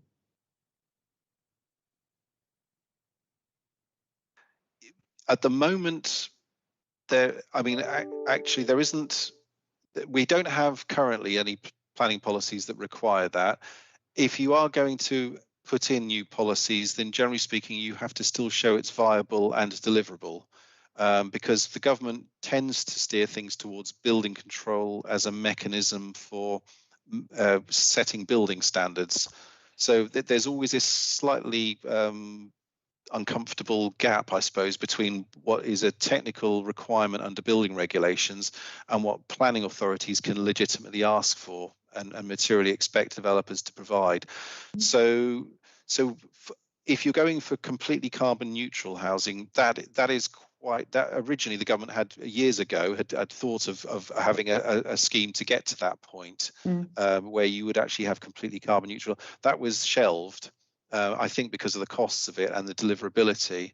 So I think from this where we stand now, it would be a difficult ask to get to that point. But what we are looking to do is to get to this these new home standards, which would actually be a significant uplift in terms of energy performance over and above what we currently have.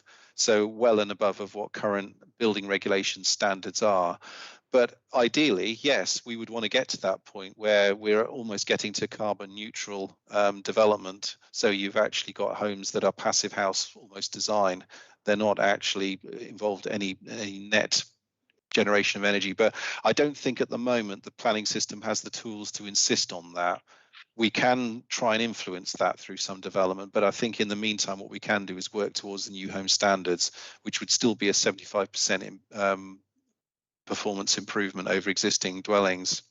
Okay, I've only got a couple more questions. When you talked about the work being done on hot food takeaways, do we know if in some of our most deprived conurbations, the national trend of higher volumes of hot food takeaways in more deprived areas is mirrored? And if it is, what are we doing to change that? That's a good question. I must admit, I couldn't answer that without speaking to colleagues on that who may have done some of the background research on it. But I think at this stage, what we've done is base that on our understanding of what health colleagues have been telling us about the relationship between proximity of food takeaways to schools and how that might influence behaviour. So actually, if we can have some influence over that, I think that's been the basis of the work that we've done, because we're thinking, well, actually that seems a sensible approach. You know, it's something that we can actually make a difference on a small scale, but around schools by doing that.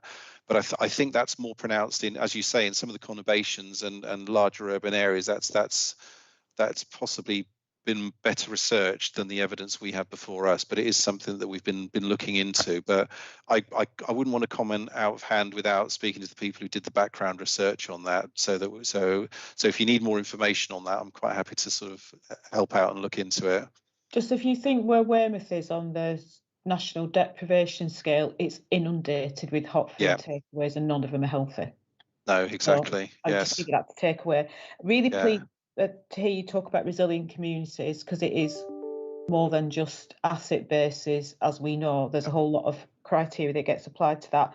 And then my final thought in my head was how we connect some of the conversations we've had today around household wealth, active lifestyles and reasonable quality of housing, because we know we've got the oldest population in England, and we also know that what that leads to, if that population isn't looked after appropriately, is what we call multimorbidity, and that's really expensive for health and care to look after.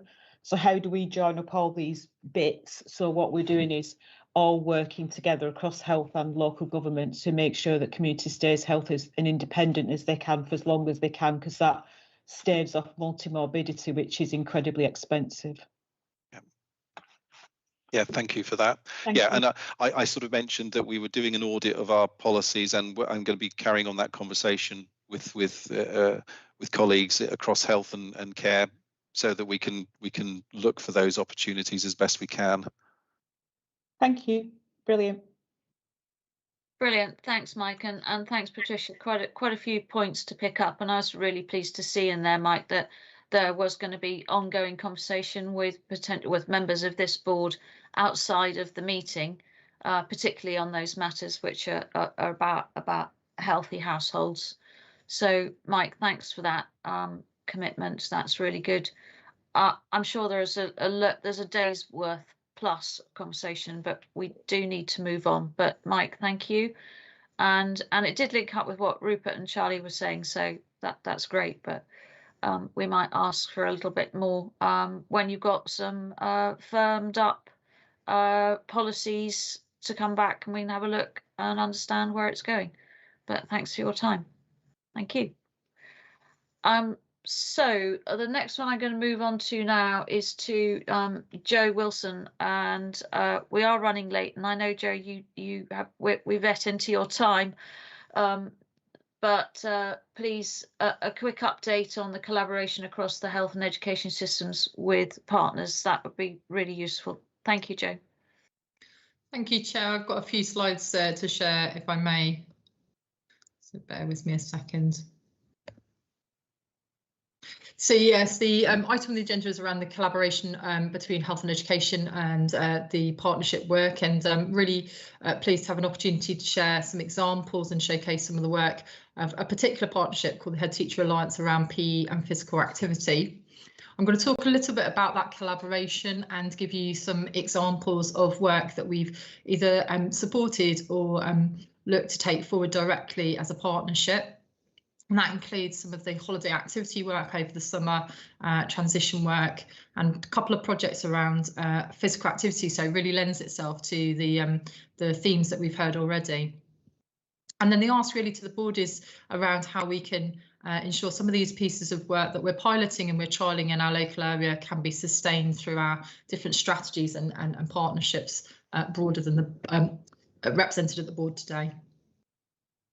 So for those of you who are perhaps less aware of the Head Teacher Alliance for PE and Sport, it's a really diverse group now, started with a lot of head teachers directly, and then has brought in lots of different agencies and partners, and public health have been parts of that alliance for a few years now, looking to improve, of course, quality physical education being one element, but actually over the last few years we've had a real focus around health and wellbeing more broadly, and looking at how physical activity and the movement that Charlie and Rupert spoke about can be brought into schools as a way to both enable more movement and physical activity in schools itself, but also support broader outcomes, and particularly the wellbeing and emotional health agenda. We also have some ambitions around high quality sport and activities for all, so really focused on that inclusion agenda, and also a strand around leadership, both within schools, but also within the young people that we work with to aspire to their opportunities around leadership. So if I can give you some examples of work that has happened over the summer, and I think this is where we originally, as the Head Teacher Alliance, approached the Health and Wellbeing Board to be on the agenda today, as we were reflecting on lots of opportunities over the summer vacation, and through things like the outbreak management resources, and how we could capitalise on those going forward. So the Holiday Activity and Food Fund happened over the Easter and summer holidays, and we're looking forward to it also featuring in the Christmas holidays and going forward. But it was really aimed around some free holiday clubs in response to the issues that over the summer families, due to increased costs perhaps, food and childcare, can sometimes have quite a different experience from those disadvantaged families to other families. These are just some of the kind of highlights from the Summer in Dorset programme, and like I say, the Head Teacher Alliance was keen to link up and work around the partners that are represented there to also help and support the Summer in Dorset programme. There was a really wide range of partners right across the spectrum, 64 delivery partners you can see there, 1,400 children and young people attending the activities across a real wide range of different opportunities through the summer, which is really excellent. We wanted to build on this a little bit as well, because the Holiday Activity and Feed Fund was particularly between 5+ age group, and we recognised that our 4-year-olds that are heading off to school this year would benefit from a little bit extra support in their journey into their education career. So we supported early years settings through some additional hours funded through our Contained and Outbreak Management Fund to offer to children that were identified as perhaps having a delay in some of their prime areas of learning, who are eligible for EYPP or receipt of early years special education inclusion funding. And we saw 161 children attend a setting for additional hours over the summer holidays. What sort of impact that had? So we've had some feedback from families and from settings, and just wanted to really draw out here around how that little bit of extra input over the summer brought a greater degree of confidence and conversation and learning and skills around their speech and language in particular to those 160 little people that were able to take part in that prior to joining school this September. Sticking with early years, we're also working with Youth Sports Trust, which is one of the partners around the Head Teacher Alliance, to introduce a physical literacy programme. In our early years, it will be a pilot with up to 12 settings in Dorset across the forthcoming academic year. We're building on a programme that's been delivered in Somerset and Cornwall that's had a really positive impact on children's, not only their physical literacy, but their ability to follow instructions, listen, develop relationships, improve their speaking and language skills. And and also some of their independent skills. So we really see this as a potential opportunity where physical activity programmes can also contribute to that school readiness agenda that's really valuable and a focus for us this time. Parents' feedback has also been really positive, and the opportunity for developing a programme in early years that also has impact out into families is really positive. So we look forward to that programme. And then there was a programme called Stormbreak, and some of the Health and Wellbeing Board members might remember this from our whole school approach that we did a couple of years ago, where we went out to schools and looked for opportunities for schools to identify ways to improve emotional health and wellbeing through physical activity and movement. And Stormbreak came to light. And we funded that proof of concept, and we're now working with them to look at opportunities for building storm breaks around particularly vulnerable groups or targeted groups. So we're working with them to look at young carers in partnership with My Time. And they're also doing some work around military children, and in BCP looked after children. So I think there's real opportunities there for us now to build upon that proof of concept that was initially a school-based programme to look at those wider opportunities across the system. There's also a really exciting opportunity to look at a digital prescribing programme that they've got NHR funding for. So looking at how we could build storm breaks into sort of a digital prescribing through primary care, paediatrics, and with our health professionals like school nurses. In terms of sustainability, it's really welcome, of course, that there's been the spending review that identifies particular additional resources coming in around the activities that we were just describing. But I guess in terms of this presentation, it's really around the partnership, and actually it's much more than just funding that makes these programmes really fly. But in terms of those sustainability, the ask and the request of the board really is how we build these examples of good practice and evidence-based programmes that we've started to develop. Some of them actually very much from grassroots in Dorset, and build them into our sustainable systems. So whether that's through our early years Best Start in Life programme, how we do that for school-aged children, how we do that for our more targeted and vulnerable groups, and potentially through our primary care partners and networks in the ICS. And I guess my final ask really was to just reflect from the Health and Wellbeing Board whether there are other opportunities that the board felt we should be exploring as the Head Teacher Alliance around how to embed some of these programmes that we've been championing over the last 12 months. So thank you, and I'm very happy to take some questions as we've got time to do. Thanks very much, Jo. That was a whiz through, but an enormous amount going on. Thank you. I suppose I've got two reflections. One is I'm sure somewhere, but not for now, but where this is making a difference, a real difference. So I'm sure we're recording the data so that we can see the impact. Absolutely. That would be really helpful, particularly on looking at the health and wellbeing improvement and addressing inequalities. So a report back as is, you know, in your timeline rather than ours, because obviously it is important for you to get a full set of data to show that. And the other thing is, I'd be really interested, and potentially maybe other partners would be interested in where you're doing this, because in the locations in Dorset, where are you focusing? So it'd be interesting to map that against where our health colleagues have got identified areas of health inequality, and where potentially the Fire and Rescue Service have found that there's a degree of education in safe and well required in certain areas. It'd be really interesting to see where it's taking place. And from a counsellor type point of view, we don't know about it.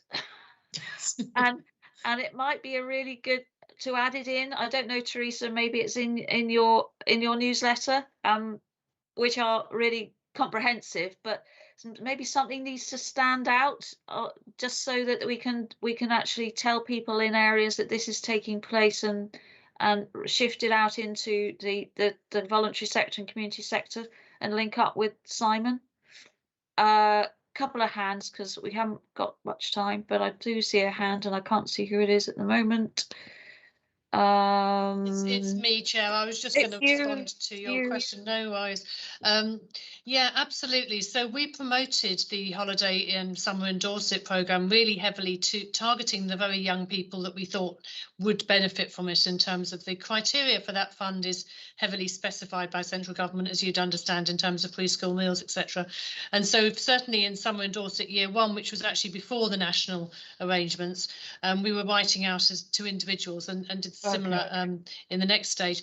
But you're absolutely right, Chair, that one of the challenges we faced with really delivering is that actually the very places we would like to see that delivery really happening is where we need to do more still to develop that kind of provision.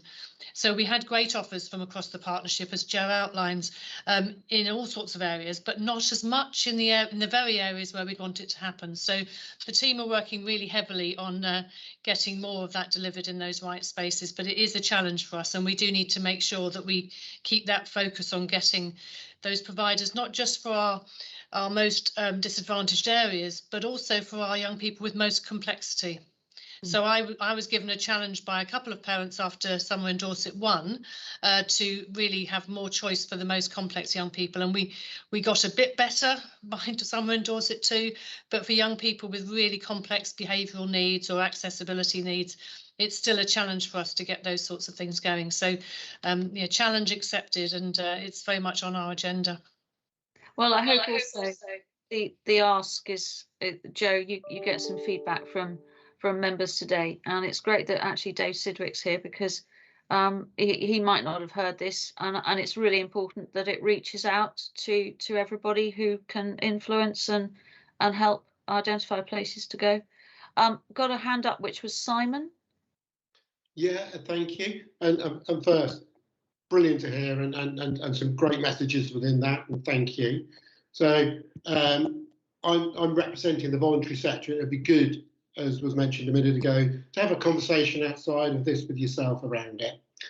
And then another question, really, I'm just kind of trying to link up the physical activity strategy with some of this. And I just wonder how the two kind of, do they link it in any shape or form, and is there some benefit in linking them through? Yeah, thank you, Simon. They certainly link up, and we are well represented in both directions in terms of members that are working on the physical activity strategy, are part of the Head Teacher Alliance, and vice versa. So yes, there is a good link up.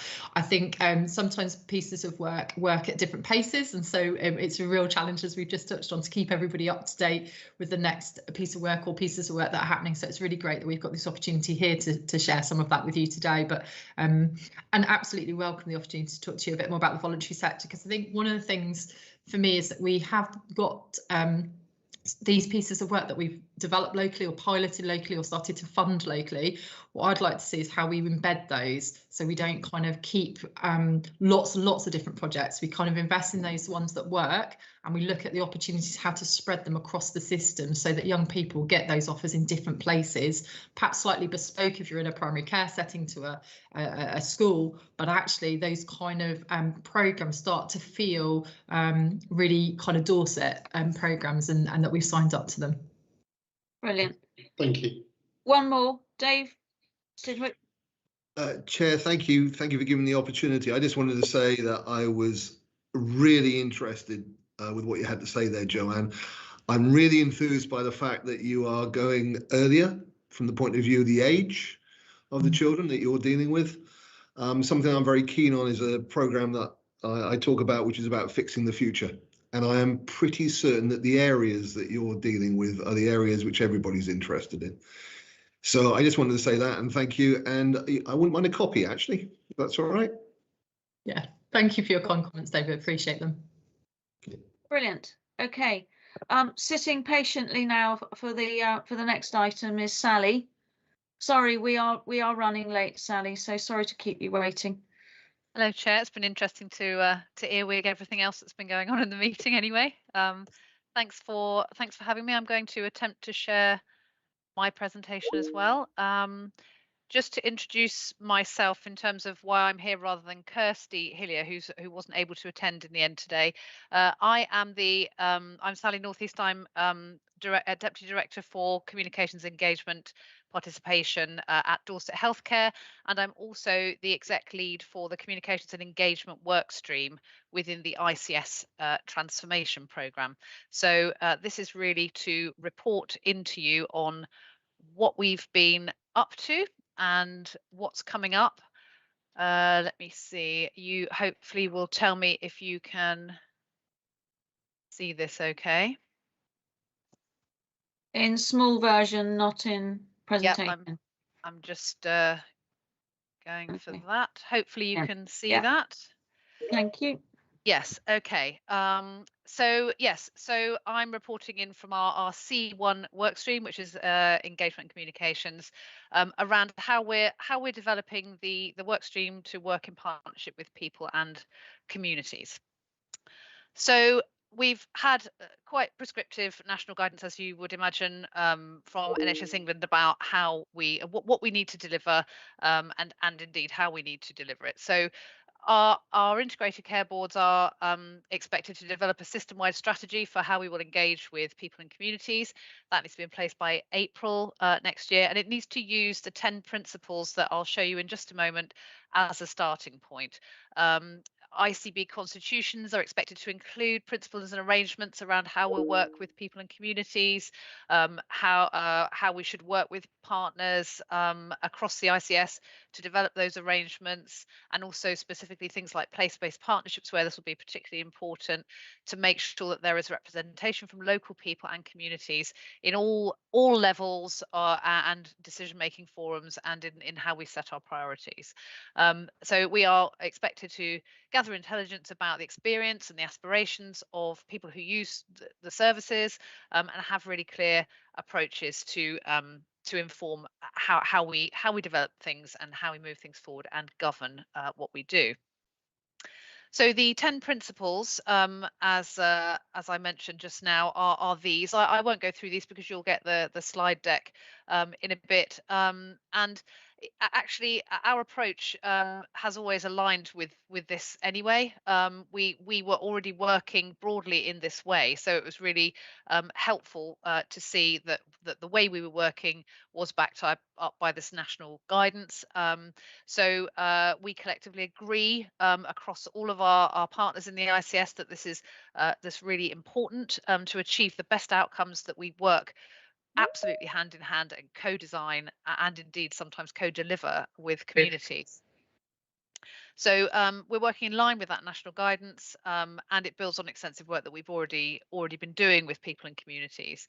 So these principles are really helpful. They reflect the way we're working anyway, and they will be included in our ICS constitution, in our draft strategy for engaging with people and communities, and really be a golden thread throughout everything that we're doing around engagement and communications, to make sure that we hook in with our communities at every possible opportunity and have a strategic approach to engagement.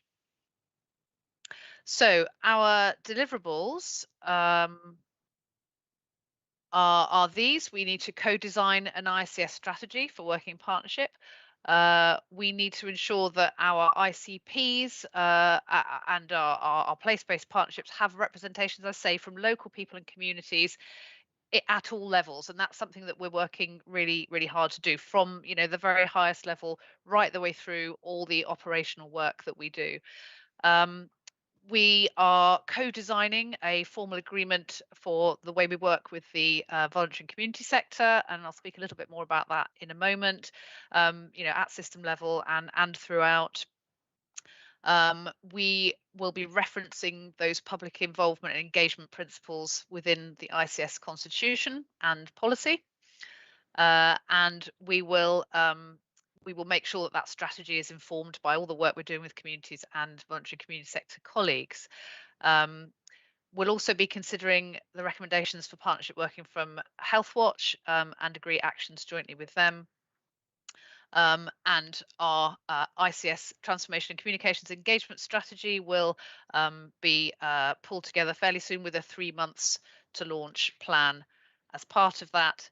And then obviously we've got a vision and a narrative for the new ICB and ICP, which will we will need to speak about with communities in a way that is relevant to them, in a way that that they understand and can see how it connects to them. And also we're looking at our brand identity and our website, of course, as part of that, as the sort of front-facing channels. So it's important to sort of point out really that we're not just starting to have these conversations now. We've been having those conversations with communities, with our voluntary and community sector colleagues for a long time. And we, you know, these are some examples here of some of the different conversations that we've had about different topics across all of our partners within the ICS. And what's really important is for us to join that up together, so that we're not duplicating and that we are using the information across all partners. And we have commissioned over the summer an independent analysis of some of those big pieces of work that's happened. 19 really important major pieces of engagement that have gone on, both through NHS organisations, local authorities, and through voluntary and community sector organisations. And that analysis is picking through all of that data to find any themes around partnership working, around digital access and inclusion, around inequalities, and around how people want to engage with us and how they want to be communicated with. Also, we're going to look at who have we been hearing from in all of those exercises, just to see if there are any gaps that we need to identify and do some specific targeted work with groups that maybe we're not hearing from as much as we would like to. So those insights and learning will be widely shared. They'll be used to inform the way we develop the ICS and to help ensure that the way we work in future absolutely has people and communities embedded right at the centre and is inclusive. So those insights that we've been pulling out, and there will be a full report which we will be able to share with you. So reassuringly, the insights are not a huge surprise, and they support the way that we have been working anyway so far. So you can see them there on that table. And I think some of the key things to pick out there really are, you know, if you think about it, you know, we who work in the public sector may not sometimes understand how it all connects together, but for many members of the public that is it's so complex. And you know, even within the NHS, well, this is a different organization to this, it's complicated. And the bit about joining up and actually being seamless and all kind of sharing the same goals, sharing resources where we can, sharing information is really, really important, and communicating with each other. So again, just to reiterate that thing about not duplicating. So what we'll probably find is various of the engagement exercises that have been run by different organisations will overlap to some extent or another, and it would be better that we do these things together. And again, I'll talk a little bit about a project that we're working on to try and do that. Unsurprisingly, the digital access and inclusion topic comes up a lot. So the way we've moved to more digital forms of engagement, but also delivery of services is really key. But also, who does that exclude? You know, how are we making sure that we still offer other options for people for whom that is not a good way to interact with us? Inequalities, again, as you would expect, really, really important that we make sure we are connecting in the right ways with those populations. And we've got lots of really good work going on in the voluntary and community sector, particularly with specific groups, and they've got those connections already. And you know, we can use that. We can go back and forth through those channels with them, and that's really helpful. Lots of things around geography and transport, as you would imagine in Dorset. Again, digital inclusion, as I said, protected characteristics, making sure you know, that we are completely mindful of that and involving all groups, and again, the really important role that the voluntary and community sector have in making sure that we can reach out and work with everybody. And then finally, engagement and communications, again, as you won't be surprised, around making sure that the language is right, that it's you know, that it's plain language, that people can understand it, that we've got the right content, the content that people need, the stuff that is relevant for people. Again, making sure that we meet those requirements around inequalities and how people access people's preferred channels, platforms, approaches, making sure that we cover all of that. So that insight report will be really, really helpful to us in further developing our approach. Just to come back to this this point around the co-designing agreement with the voluntary community sector. So we were successful in a bid to NHS England and Improvement for some money and support to help us set up our structure and framework for the way we will work with voluntary and community sector. And we've actually set up, would you believe, a task and finish group to co-design the co-design of that. We've got a smaller group that will work out how are we going to involve as many of these groups as possible. And there are, as you will know, hundreds and hundreds of them in Dorset. So that small group will link with a larger group so that we can have a really good framework.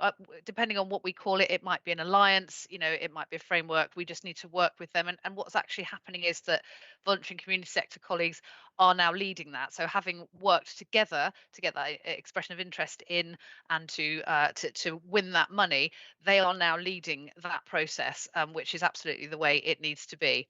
And at our next meeting, we will be looking at place-based partnerships specifically, where I think this is going to be incredibly important because many of our smaller community and voluntary groups are quite locality focused or place focused. And so it will be really important for us to make sure that those groups are involved in that place-based work, and the people at the CCG who are leading that are really keen to get them involved as early as possible. So they're coming along to talk to us and to the groups about that, to see help us inform what the alliance might look like and how it might work.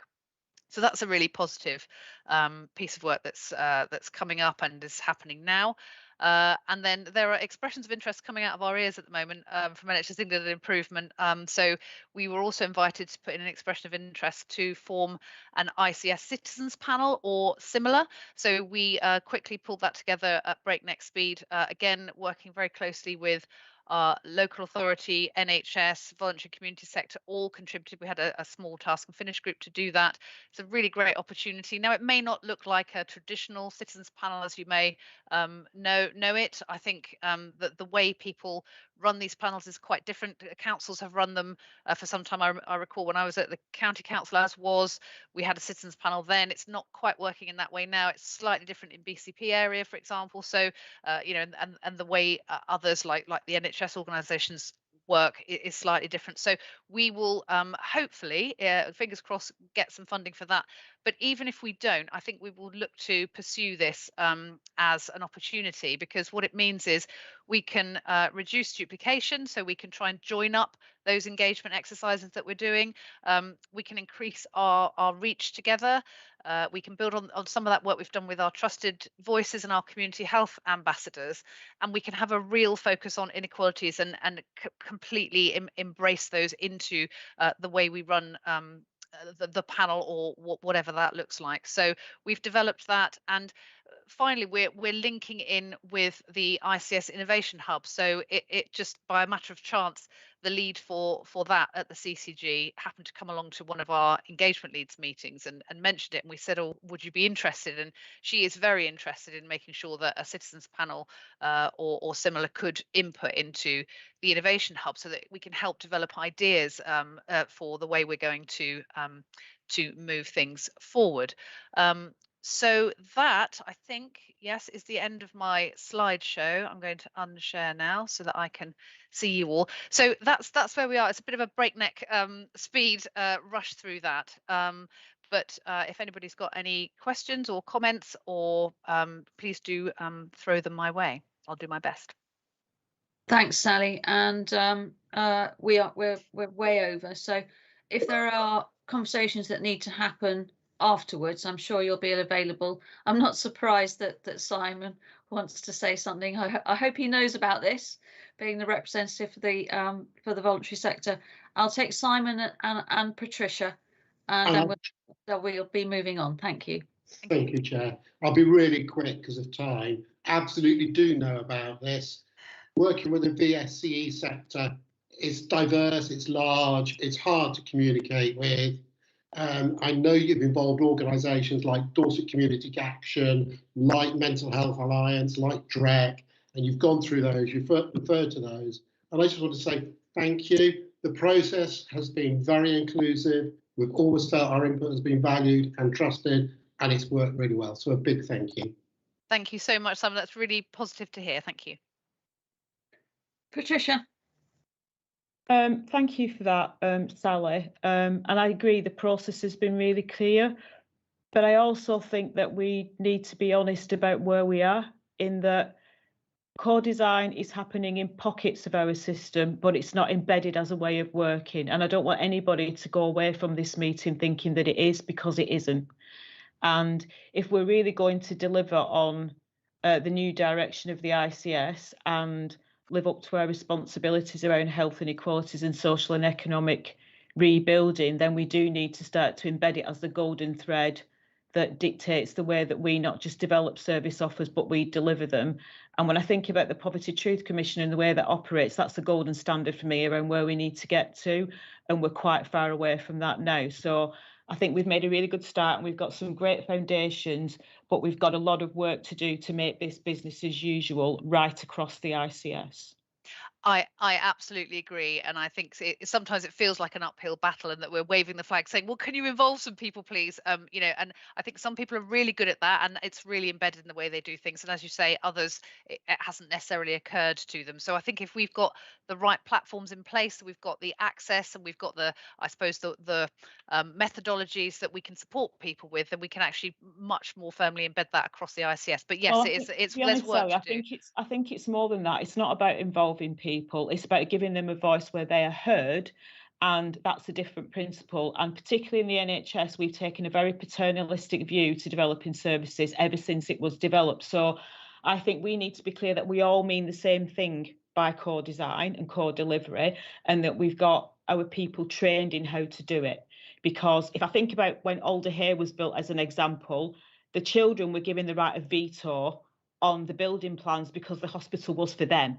So it's a different principle of way of working, and we need to train people and support them in understanding what it means, because it's not simply about having people in the room and having representation. It's mean that they are equal in the decision-making process and they're heard, and that's a different principle. Yes, absolutely understood. Yeah. Brilliant. Thanks, Patricia. That was a really good reminder of changing behaviour needs people to have the freedom and allow them to do it. Sally, sorry to be moving you on, but that was really helpful, and we'll be interested in any updates and progress.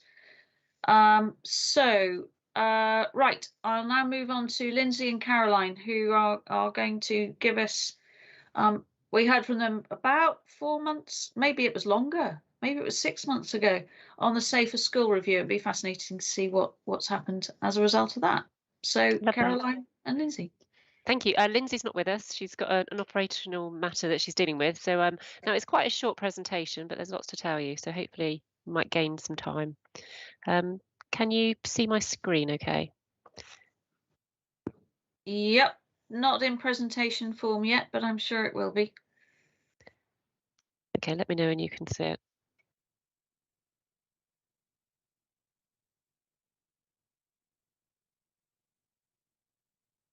You can see it, but it's a bit small, but carry on if it's okay. And apologies, I'm not looking at the screen. I've got two screens, so I'll read through this. So yes, we're just going to provide a summary of the work that we've carried out over the last summer, and there's a number of partners on this call who are involved in it. So you'll recall that we commissioned some work by Real World HR that looked at what police and partners were delivering to schools in Dorset. And a very detailed report which basically said that schools needed to know what they can access, what specialist and experienced support they can get. And they wanted a service that was free at the point of delivery and affordable, and they wanted to know what was available and from who, and they wanted a service that was really accessible and simple to book and available when they needed it. So as a result of that, we've held a number of partnership meetings. This was sort of June, July time, with representation from fire, SWAST, health, education and local authorities. And we identified, we started talking about this piece of work, which was really around, is there some sort of digital platform that we can deliver products into schools? But from the first conversation, it was clear from all the partners that this was bigger and broader, and there was a real opportunity to do more in schools. So we looked at really what could be delivered, what was the performance, and what resources we'd need. We then met again in July, and we identified 3 work streams that we wanted to deliver and who the lead agency would be. And we also did a piece of work where we looked at what our priorities were for each organisation in relation to schools, so that we could identify 3 things that we really wanted to focus on. So the 3 work streams were really, the first one was around how can we get greater integration and shared and a united approach around the partnership approach in children. And the focus really was around the priority being excluded children, vulnerability and early years prevention. The second piece of work we identified was to create this one-stop shop, this digital platform where schools could access information, lessons and inputs from partners. And the third piece of work was around an enhanced partnership needs assessment. So we'd crudely created like a RAG rated system. So it was around how can partners, through a partnership approach, how can we improve this and provide a greater assessment? So that was the 3 work streams. So the progress is this shared priorities, this greater integration is being led by Dorset Council. The second piece of work was this common platform, and because we'd obviously gone through the pandemic, the Safer Schools team in Dorset had been using Nexus, which is the Dorset County platform, and it had been really effective, and we were able to show through our assessments the impact of and what we were delivering into schools. So we delivered a package around knife crime, and we were able to see what schools had accessed it, how many students had seen it. So that was really effective. And the final one, the needs assessment, so it's being led by the police. And so what we've started to do is really look at how we can enhance it to include family, social care, looking at the Essex Vulnerable Schools Index and the package used by Bournemouth, Christchurch and Poole around the team on the school. So the next steps, so the shared priorities work, that greater integration which Dorset Council are doing, is linking into the integrated care system. So that's Teresa's team who are progressing a lot of that work. The common platform, so the discussion now really is around, we've got an opportunity with Nexus and with Vic from Teresa's team. We've got some meetings set up to see, can we use Nexus? Certainly conversations with BCP, they're very supportive and they're looking at what funding opportunities are available if we use Nexus. The other option is, do we look at a bespoke ICT platform? But early indications with partners is around that will most probably be a lot more costly, and there'll be some challenges around that. So that's for discussion. Certainly from a policing perspective, we've used Nexus throughout the pandemic and it worked really effectively for us. And the final one, the needs assessments, that's nearly complete now.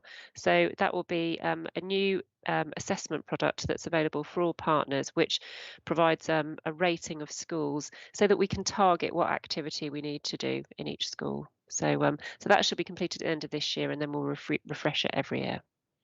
So that is pretty much where we are. I'll stop presenting my screen, and I know that was.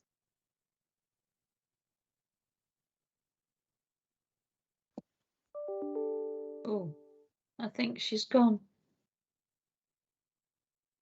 Sorry, I lost you. Oh, you're back. Hello. Sorry, I'll stop presenting. Great, Caroline. Thank you. Any comments, suggestions? It was great to see that you've got excluded children on that. Really, really good. That's a real issue for us, I know, and I know, David, you've been very concerned about that, haven't you, in your manifesto?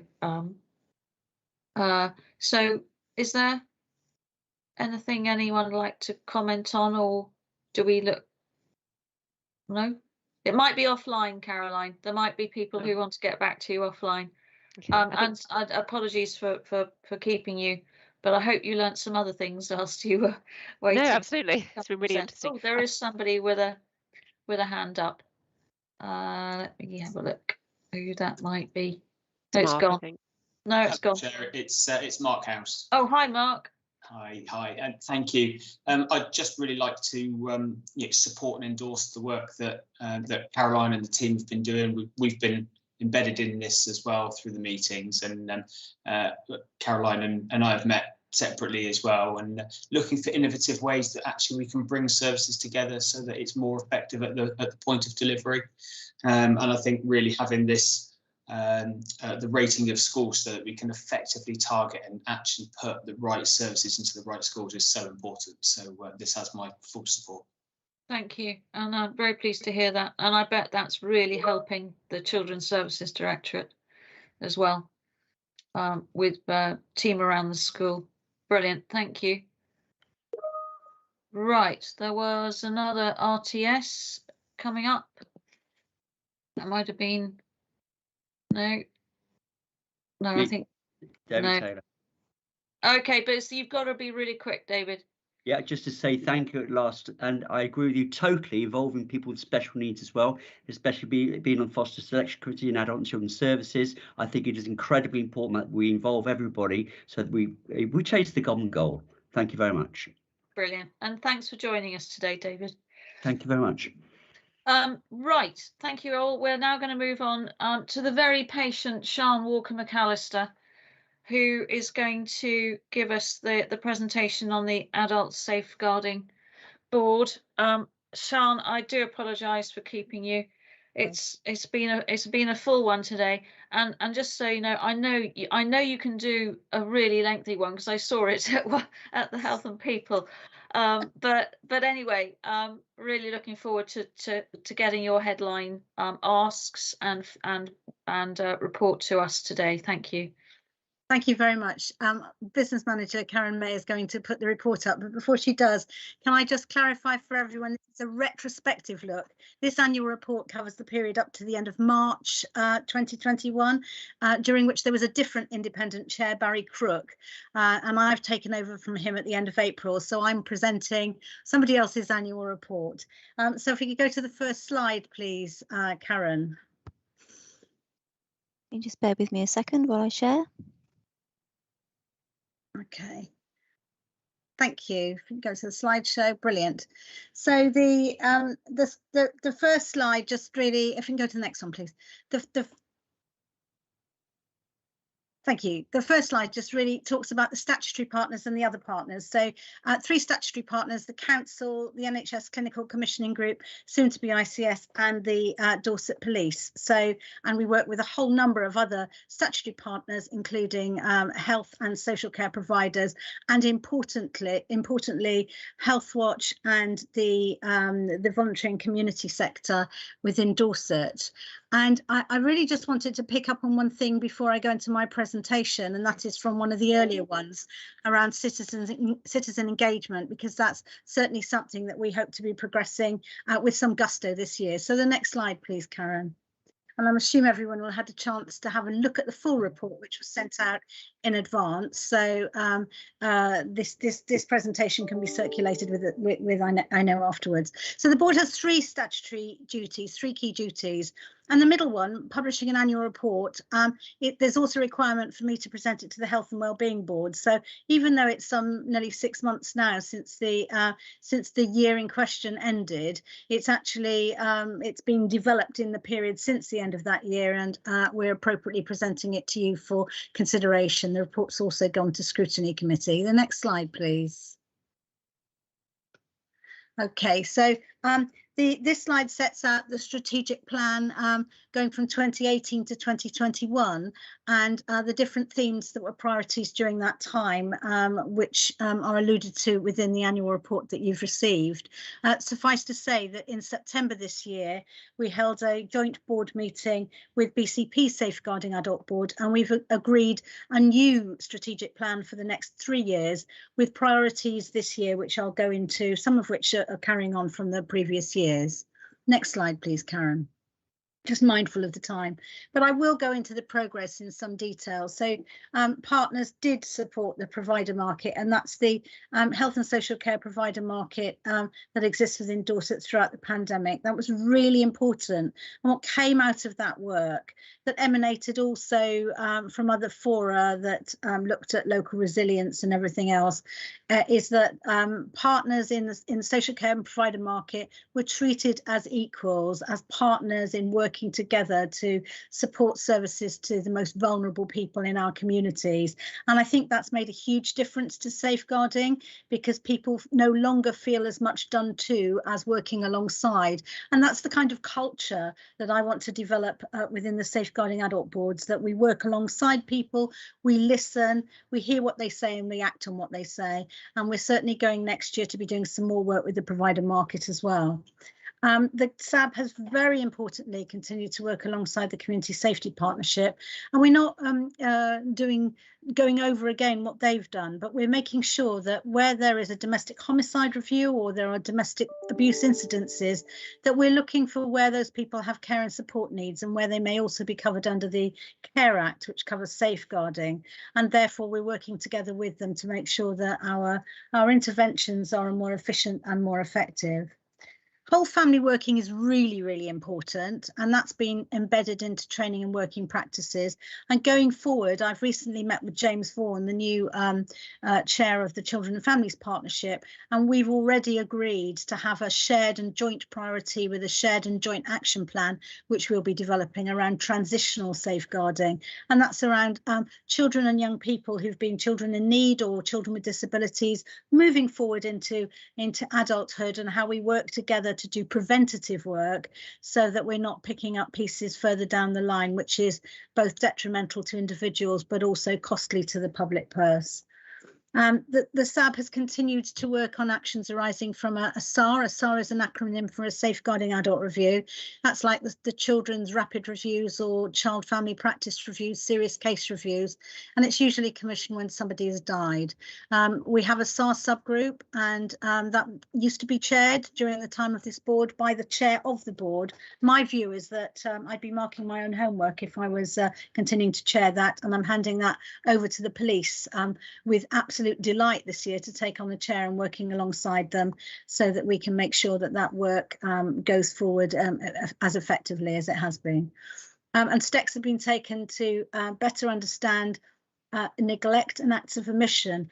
Those are the highest incidences that we've seen during this year and during the COVID pandemic. And it isn't just in Dorset, and it isn't just in neighbouring BCP, it's all around the country. I chair at the National Safeguarding Adult Boards Network, and I get the data and the information that's happening all around the country, and I can absolutely say that Dorset isn't an outlier in this area, but we are doing something about it, and we continue to do something about it. Indeed, we've got a meeting at the end of this month where we're looking specifically about quality care and safeguarding of providers during the pandemic, health and social care providers, on the 22nd of November, so we could have a board dedicated to looking at all these specific issues.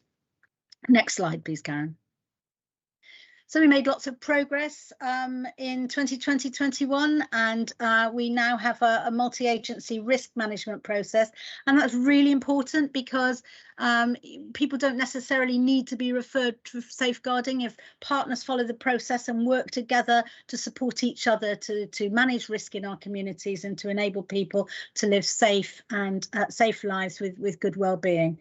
It's all about our prevention duty as a board, and we have a duty to oversee these kind of processes are taking place effectively, so that we don't only get involved at the end of the story when there's been a safeguarding incident or where somebody has died.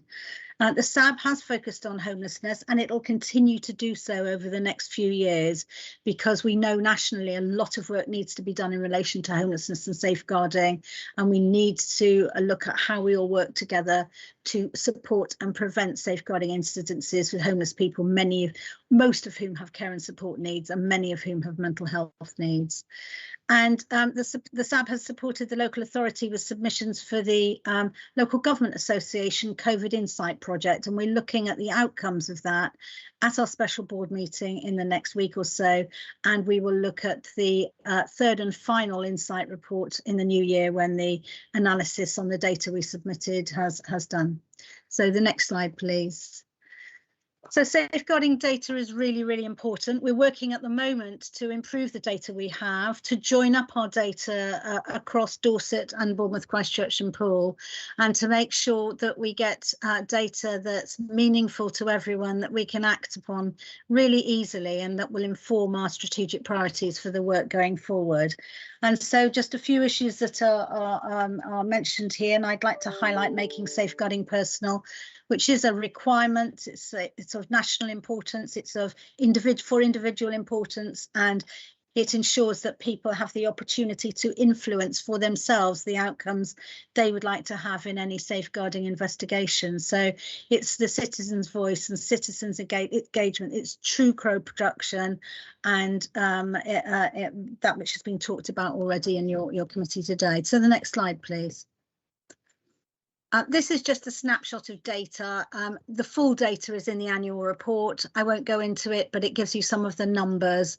And when we've got our benchmarking report ready for the new financial year, when we're starting afresh, we're really going to hone down the data so we can very easily compare and contrast, because it's very difficult to just look at numbers when some people think that if there's increased safeguarding numbers, there must be not such good practice in a local area, when what we're talking about is actually getting increased referrals so that we understand what's really happening in our area. And that's very, very important. So communication will be and engagement with people is high on our agenda for this next year, because that should help improve the data we get and help us really hone down into where we need to target our work and our resources, which are few, but where we can make a huge impact by working collaboratively and co-productively with all the partners across the safeguarding partnership. The next slide, please. So plans for 21-22, I've gone through most of these already. We've already reviewed our procedures. We're still working flexibly and meeting virtually, and that's in fact aided improved attendance at meetings. People don't have to travel so far, and I think that's a good way forward. I think probably once a year we probably need to meet to look at how we develop our plans going forward, and certainly next year we'll be having an actual meeting. I happened to do some work for a neighbouring county safeguarding adult board in person this week, and it was very helpful to get everyone together, and I think that informed how I think we should probably be looking to meet together next year. But generally for our subgroup meetings and our board meetings, I think working virtually has people are quite used to it, and it's quite effective. I've finalised, I've undertaken a governance review since this annual report, the period that this annual report covered, and we've moved forward differently. We have different subgroups, and in particular I want to talk about engaging effectively with the voluntary and community sector and engaging with communities, and that's where I want the resources of our partnership to be directed in this next year. And we're looking to develop a community resources subgroup that actually has the opportunity to work with voluntary community social enterprise providers alongside people who've either had a safeguarding intervention or who care for somebody who's had a safeguarding intervention, so that we can really have their views on board in terms of the work we're taking forward. It's in response really to that "and so what" question. You know, we can all chair efficient meetings, we can have good papers and good presentations, but and so what? What difference is it making to people in our communities in Dorset? So I really want to focus on that for this coming year and the next 3 years. I think I've talked about this already as I've been going through. So just taking account of challenges, learning from safeguarding adult reviews where they've been commissioned, and ensuring that changes are embedded. So not undertaking reviews and then shelving them, but continuing to look at themes and trends which are emanating not only from Dorset safeguarding adult reviews and domestic homicide reviews, but also looking across the southwest and nationally to see if there's any similarities and any other learning that we can have. There'll be an opportunity to do this more efficiently with the Safeguarding Adult Board Chairs Network, where we're creating a Safeguarding Adult Review library over the next year, and the business managers will be plugged into that. So next slide, please. Oops. Thank you. So we moved across. So transition. That's the end. Oh, that's the end, right? So so that's my whiz bang go through, because some of you have heard it before. Thank you very much. No, that was a great whiz bang, and God, you've been busy. Only been there a short while, and it seems like you've made a huge sort of transformation of the board. It's certainly more visible. You've done something over the past months to make it far more visible. So brilliant and welcome. And I hope that we can give it some help and support. Connect you with the right people that you need to be connecting to, and get some high level decisions if required. The ICS is going to be really interesting. It might not be a place where you sit, but actually this is the place you can get feedback on and input into that. So thank you very much, Sean. And is there anything anyone would like to pick up on in particular? Apart from Simon, of course, because everyone wants to work with Simon at the moment with the voluntary sector, but that's such a good thing. That's brilliant. Great, thanks, Sean. Thank you very much. Thank you. We were going to have a little quick of an update from John Selgren on the work of the place-based area of the ICS. He's had to leave because I've overrun this meeting, but just to warn you, board members, you will be getting an invitation to an informal meeting of this board and with BCP for some time. It's likely to be early December, where John and the team on the play space area are going to lay out. It's really short now. We've got to be safe and legal by April the 1st, and our next Health and Wellbeing Board meeting is the 30th of March. So even signing that off is going to be really tight. I might have to change that, but thanks everybody. There is the forward plan. Unless anyone wants to formally put something on that now, as ever, and the requests do come into Fiona and Paul, who's on this call, way too many than we can cope with. But of course, board members, anything that you would like us to consider, do that. And if we can't fit it on, I think we're going to have to use the ability to work virtually, even more so. And if people want to dip into a presentation that someone might need to give to the board members, we can do that.